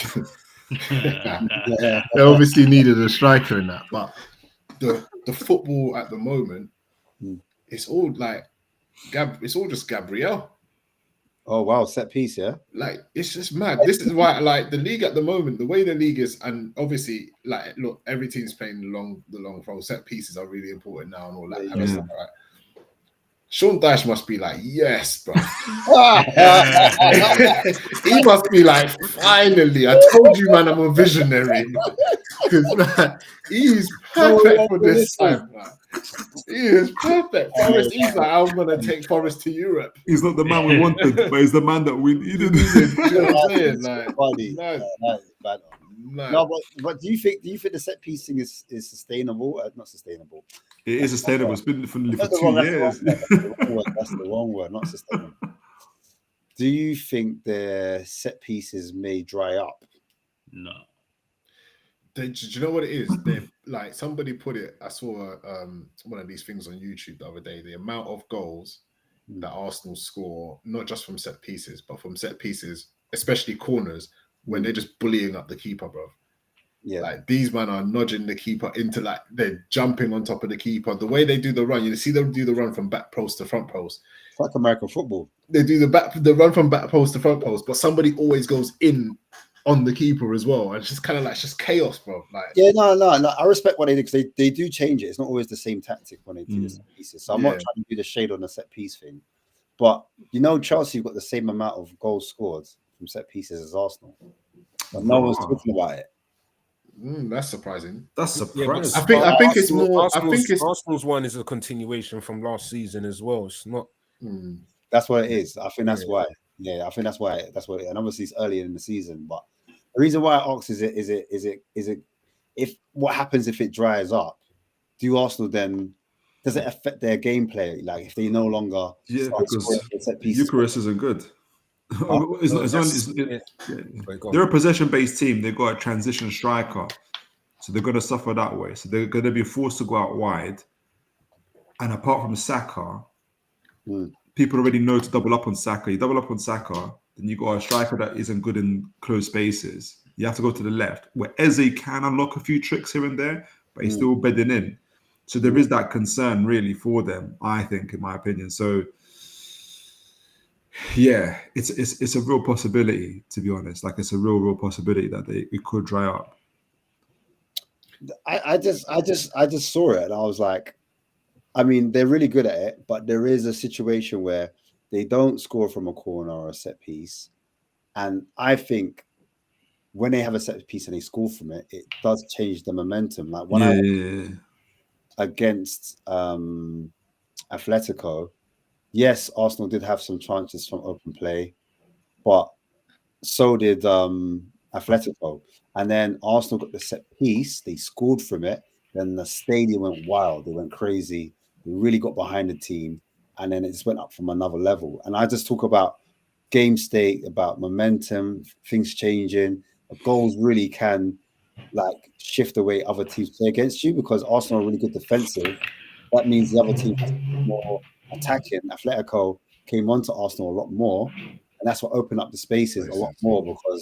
And that's why the reason why I was asking about the whole set piece thing, because I'm like, if they don't score that set piece and it's they're not really creating from, or they're not scoring. When they're not creating from open play, what they don't score from open play, does that then affect the game state of the games? Yeah, I mean, I hear what you're saying, and I know. Look, not comparing this Arsenal team to that Mourinho Chelsea team. No, do it, because I think it's a good comparison.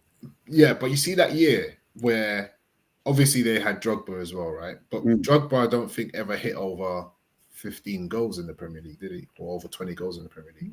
So he was a big game player, but he wasn't like he's not like a Henry or. I'm trying to say it's Origi. Nah, come on. Like, don't get me wrong, Drogba's obviously one of the.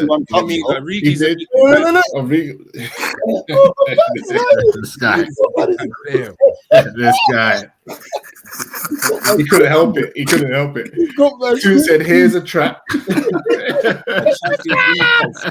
need to get that meme off. Couldn't help it, man. But you see, like that year, the set pieces for Chelsea was mad as well. Like John Terry would just score mad headers, and I feel like it's reincarnated. He's just so good in the air. Like Gabriel's just he's ridiculously good in the air. I had to put him in my fantasy. Sorry, Spurs fans. I had to put him. Yeah, it's just one of those ones. And then Rice's delivery from corners as well, and Saka's delivery from the other side. Yeah, it just seems to be A1 all the time. Like if they don't score a corner, it's going to be because the defender's done like supremely well or the keeper's done really well. Do you get what I'm saying? Like it's not going to be because the delivery's rubbish. Like I don't know. I see them continuing with it. Like if it ain't broke, why? Do you get what I'm saying? No, I'm not saying they're going to fix it. I was just throwing that question out. You just have to start putting two players on the post against Arsenal's corners, and it will dry out. Then it's all that zone. Doesn't the Chelsea stat kind of prove that it's also already drying up a bit? Because Arsenal focus on corners a little bit, and Chelsea have scored more from corners, and no one's really noticed. But doesn't that prove that Arsenal's have actually started to slow down a little bit rather than it being more of a consistent thing? But I can't remember a game where they didn't score from a corner. Like genuinely, not even any shade. Like I genuinely, if it's either going to be a corner or a free kick. Arsenal, yeah. I can't remember. The Liverpool game. Yeah, that's us. They scored against Arsenal corner. Yeah. Yeah, I mean, look, there's no Arsenal man to defend it. They scored against Man United from a corner, innit? Yeah, opening game of the season, yeah. What about Leeds? Did they score against? So they won quite a big result. No. They battered them. They didn't score a corner though. That was open play. Yeah, 4-5-0 or something like that. I can't remember. 5-0. Not even a penalty. No, they must have done because Rice got an assist to Timber. That must have been a corner. Yeah. Rice open play. Oh yeah. Gyökeres's goals was in open play, but it did score. I think the first 2 goals were set pieces. Well, there you go. It's my point. In transition. That's my point. Madness. That changes game state, and if they don't get that set piece, does the fans get up? Do they, start to move? But it's a big if. Like set pieces. It's a part of football. Like it's a part of the game. Yeah. I'm just saying, like every single game. Do you envision now from every game season? I think that's coming with the idea, that Arsenal actually play their game only for set pieces. No, they don't. They're not really training to play out open goal play. No attacking drills and that. Like bun that, bro. Hit the corner flag, bro. You got to play to, and that's the thing is you got to play to your strengths. If I know that, like I'm this good at set pieces and corners, I'm telling man, all right, cool, just shoot in it. If the keeper saves it, and it goes for a corner, happy days. Do you know what I'm saying? Yeah, but see, this is what I mean. Like you shouldn't. Like if you've got that corner thing here, then you shouldn't be just telling your players, look, just shoot. Like if anything, you should be teaching your players to shoot and score. Like really, really try and score. And it's a bonus if we get a corner in it. Like that's what I mean. Look, like doing it, then who cares, isn't it? That's what they're gonna say. They haven't in it. No, they haven't. But if like you said, if it ain't broke, don't fix it. And to be fair to them, they're getting those set pieces and corners because they're attacking, because they're shooting, because and it's deflecting into for them to get corners, or they're getting fouls. They're in opposition. So, do Do you know what I mean? They're not getting set pieces in their own half, right? They're getting set pieces in the opposition half, so they are attacking that. So you have to. Yeah, I mean, credit where it's due. Where it's due. And I don't think we're quite where Carragher said we are yet. But I think, like, what did he say? What did he say? How basically football's gone too far the other way into like set pieces and long throws and that. I think you got to play to your strengths. But I agree. Like, we're gonna start seeing like wing backs and right backs and left backs with like mad biceps soon, because like everyone's just training on that long throw. Like, sure is though. Yeah? Do you get what I'm saying? It's gonna be crazy again. Like, I don't know. Do you know what it is?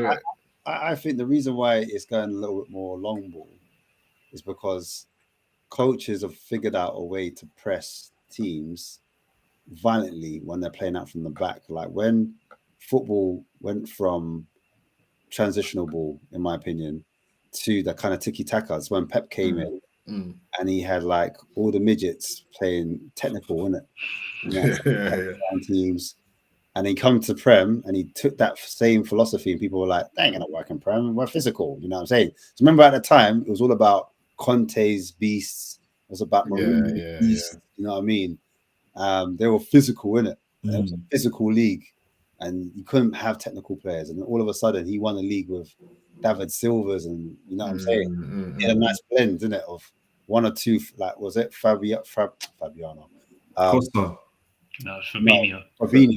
Oh, Fabinho and Yaya and a few players that were had a few company. players right then that could deal with the physicality, but then he also had the technicians, and then he was playing out from the back because he knew he didn't have the midfielders or the strikers to take it down. Aguero's small, isn't it? So if you're going along, it's not really a 50-50, it's more like a 70-30 in his case. So then he developed his style where he started playing out in the back. He held on possession, and then that's when other teams were like, hang on, they're winning the league. They're playing out in the back. They're not risking it. Let's do the same. But now you've got Areola's coming, Silva's coming. You've had like different coaches. They know how to press. They know how to set their teams up. Now teams are losing it out from the back, and teams are scoring in it. Saw what Man City did when Man City played Brighton. They tried to play out the back, and they tried to leave like they tried to press the keeper aggressively. They tried to get Haaland to press the keeper, and then Brighton found a way to beat that press. All of a sudden, their midfield looks empty and open. You get me? Then now it's changed over again, where we're like the space is now in behind. Do you know what I'm saying? So now that's why you're seeing more long ball, because all the players have pushed up that side of the pitch. You get it? So in my opinion, that's the reason why you're seeing more transition ball take over, and you're seeing a lot more physical players. Well, you've seen a bit of both, because you still got to build up from the back to create the space at the back. Did you see what Bellamy said? Like, he was talking about why it's good to still play up from out the back. Like, he said he didn't understand what, because he was saying like he doesn't like how people saying, oh, why are people playing out from the back? And he was made the point of like, imagine like if you could just bring 7 players from your own team to build up from the back, outnumber theirs, and then you can build it up, and then by the time you get to the other end, I've got players around me, so if a ball comes to me, I can get the ball to others. Whereas if you just launch it long, I'm having to win it against like a 6'7" striker. Even if I get first contact, it's still bouncing off to somebody else. That's right, yeah. So but not to talk about United again, yeah. What I think Amrin did on Sunday that was really clever. No, you're right. When we saw Sesko wasn't starting, we was all like, what the hell? Like,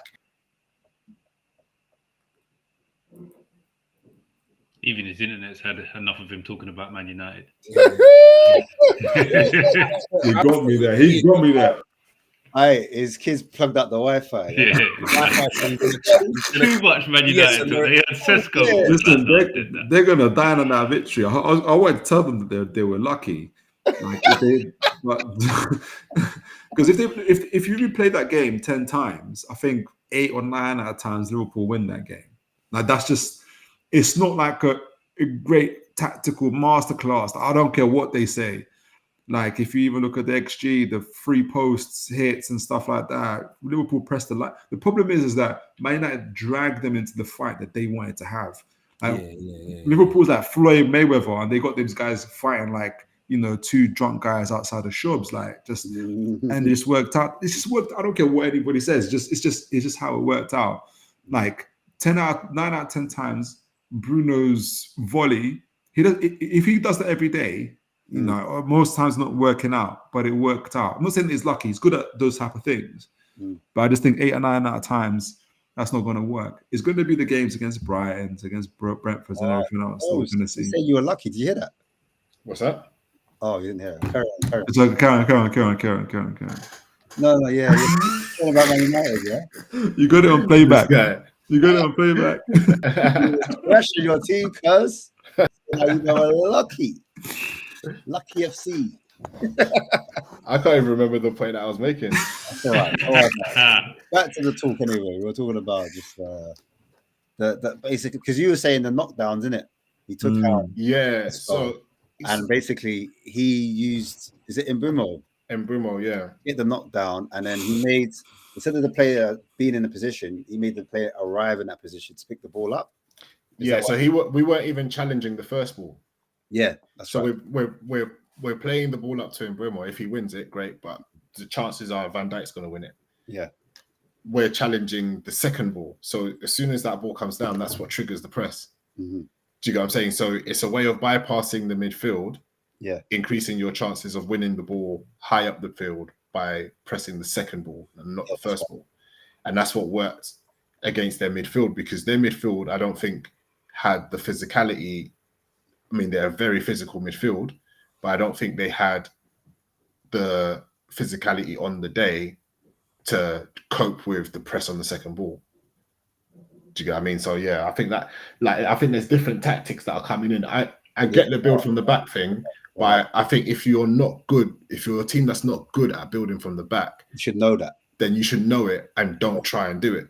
And I think a lot of teams that weren't good, United being the case in point, would be trying it, but you just can't do it if you ain't got the place for it. That's what I'm saying, Frank. So yeah, man, Thomas. I'm joking. But you guys have got players that can build that from the back, though. Yeah, you got tons of players.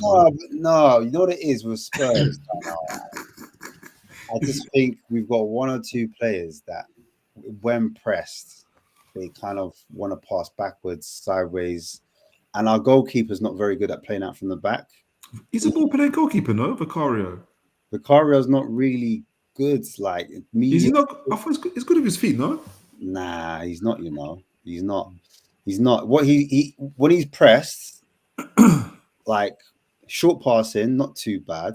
Left foot's not that great, but he likes to pass to Mickey van der Ven a lot rather than Romero. Romero is the one, if he gets it to, we can play out the press, because he's the one that can pass. Like, what you're talking about with Newcastle, your defenders progress the ball. Yeah, that's what Romero can do, but Mickey van der Ven not so much. And the teams, they force him to play down that side to press us. And so when it goes to Mickey van der Ven, he can only run with the ball. He can't pass without. Yeah. He passes it to the fullback. And the fullback, there's nowhere to go because you've got the byline and then you're facing the player. So then what happens is he passes it back to Van der Ven, and then it's like, oh, what happens now? What do I do now? I either take the man on or I try to pass it back to the goalkeeper. And that's what teams are trying to do. They're trying to, you'll see it anyway when we play you. You'll see.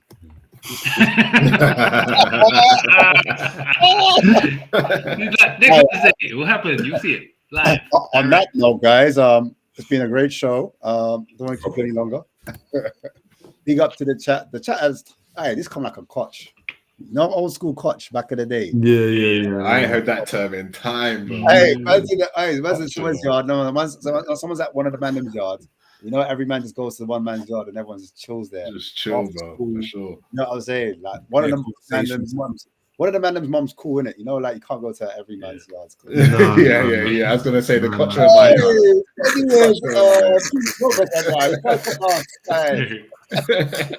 Who are these boys? Who are these Jamaicans? You want to be a vagabond? You're going to go to be a vagabond? Who are these Jamaicans? They're not good. You know what I'm saying?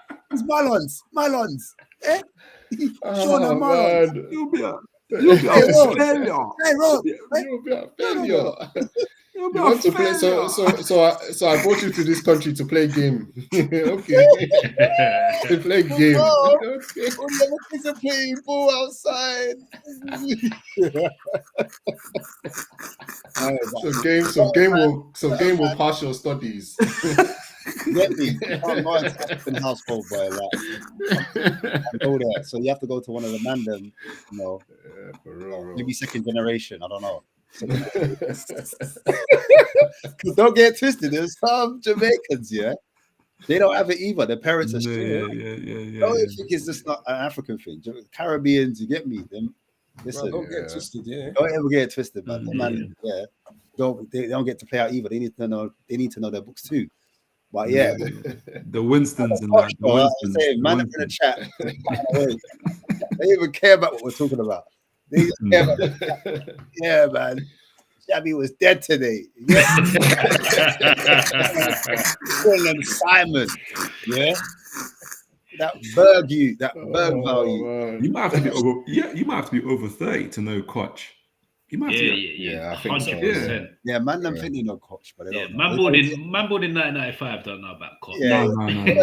Yeah, No. they know about JJ Okocha, but they don't know about Koch. You get me?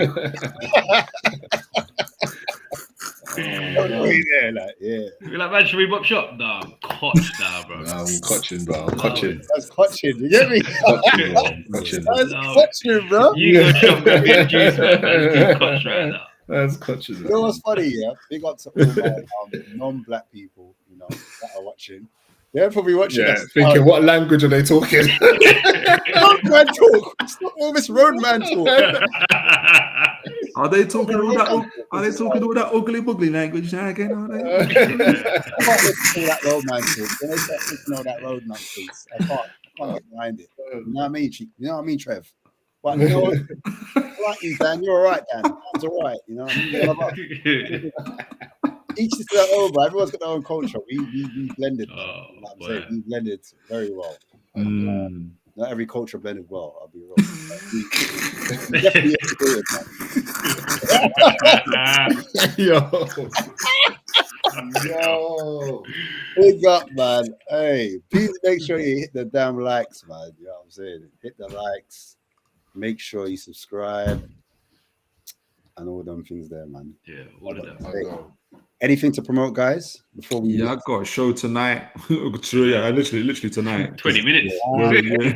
That's how long we've been rolling. After this raid. In fact, we're just going to jump straight into the next stream. This evening at 10 p.m. we're doing a match. We're going to do a bit of a review for the Champions League game, but we're going to be a preview for the Fulham game. So, all right, man. We know you're in the Champions League, bro. Right. Wow. So to look out for that.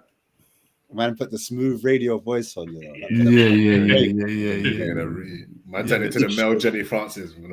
Francis, hey. Hot 96. How about the that? only lady this is the slow down zone. The only lady of soul. R.I.P. D'Angelo, you get me? For sure, bro. Yeah, for sure. Brown sugar and that, man. Anyone else? Yeah. Sundays, 9 p.m. Catch me where the owls sleep. All your weekend catch up and all of that to close out the weekend. Hey, wait. Hold on.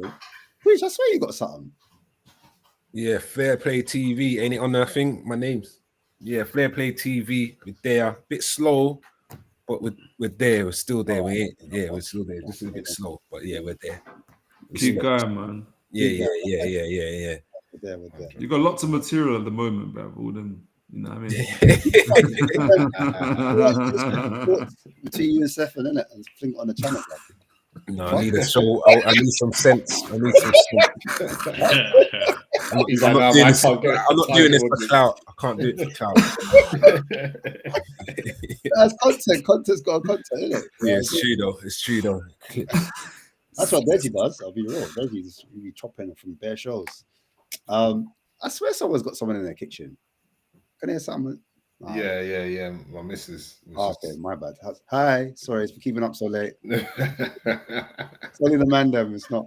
We're not. Got the headphones. He's got the headphones in, fam.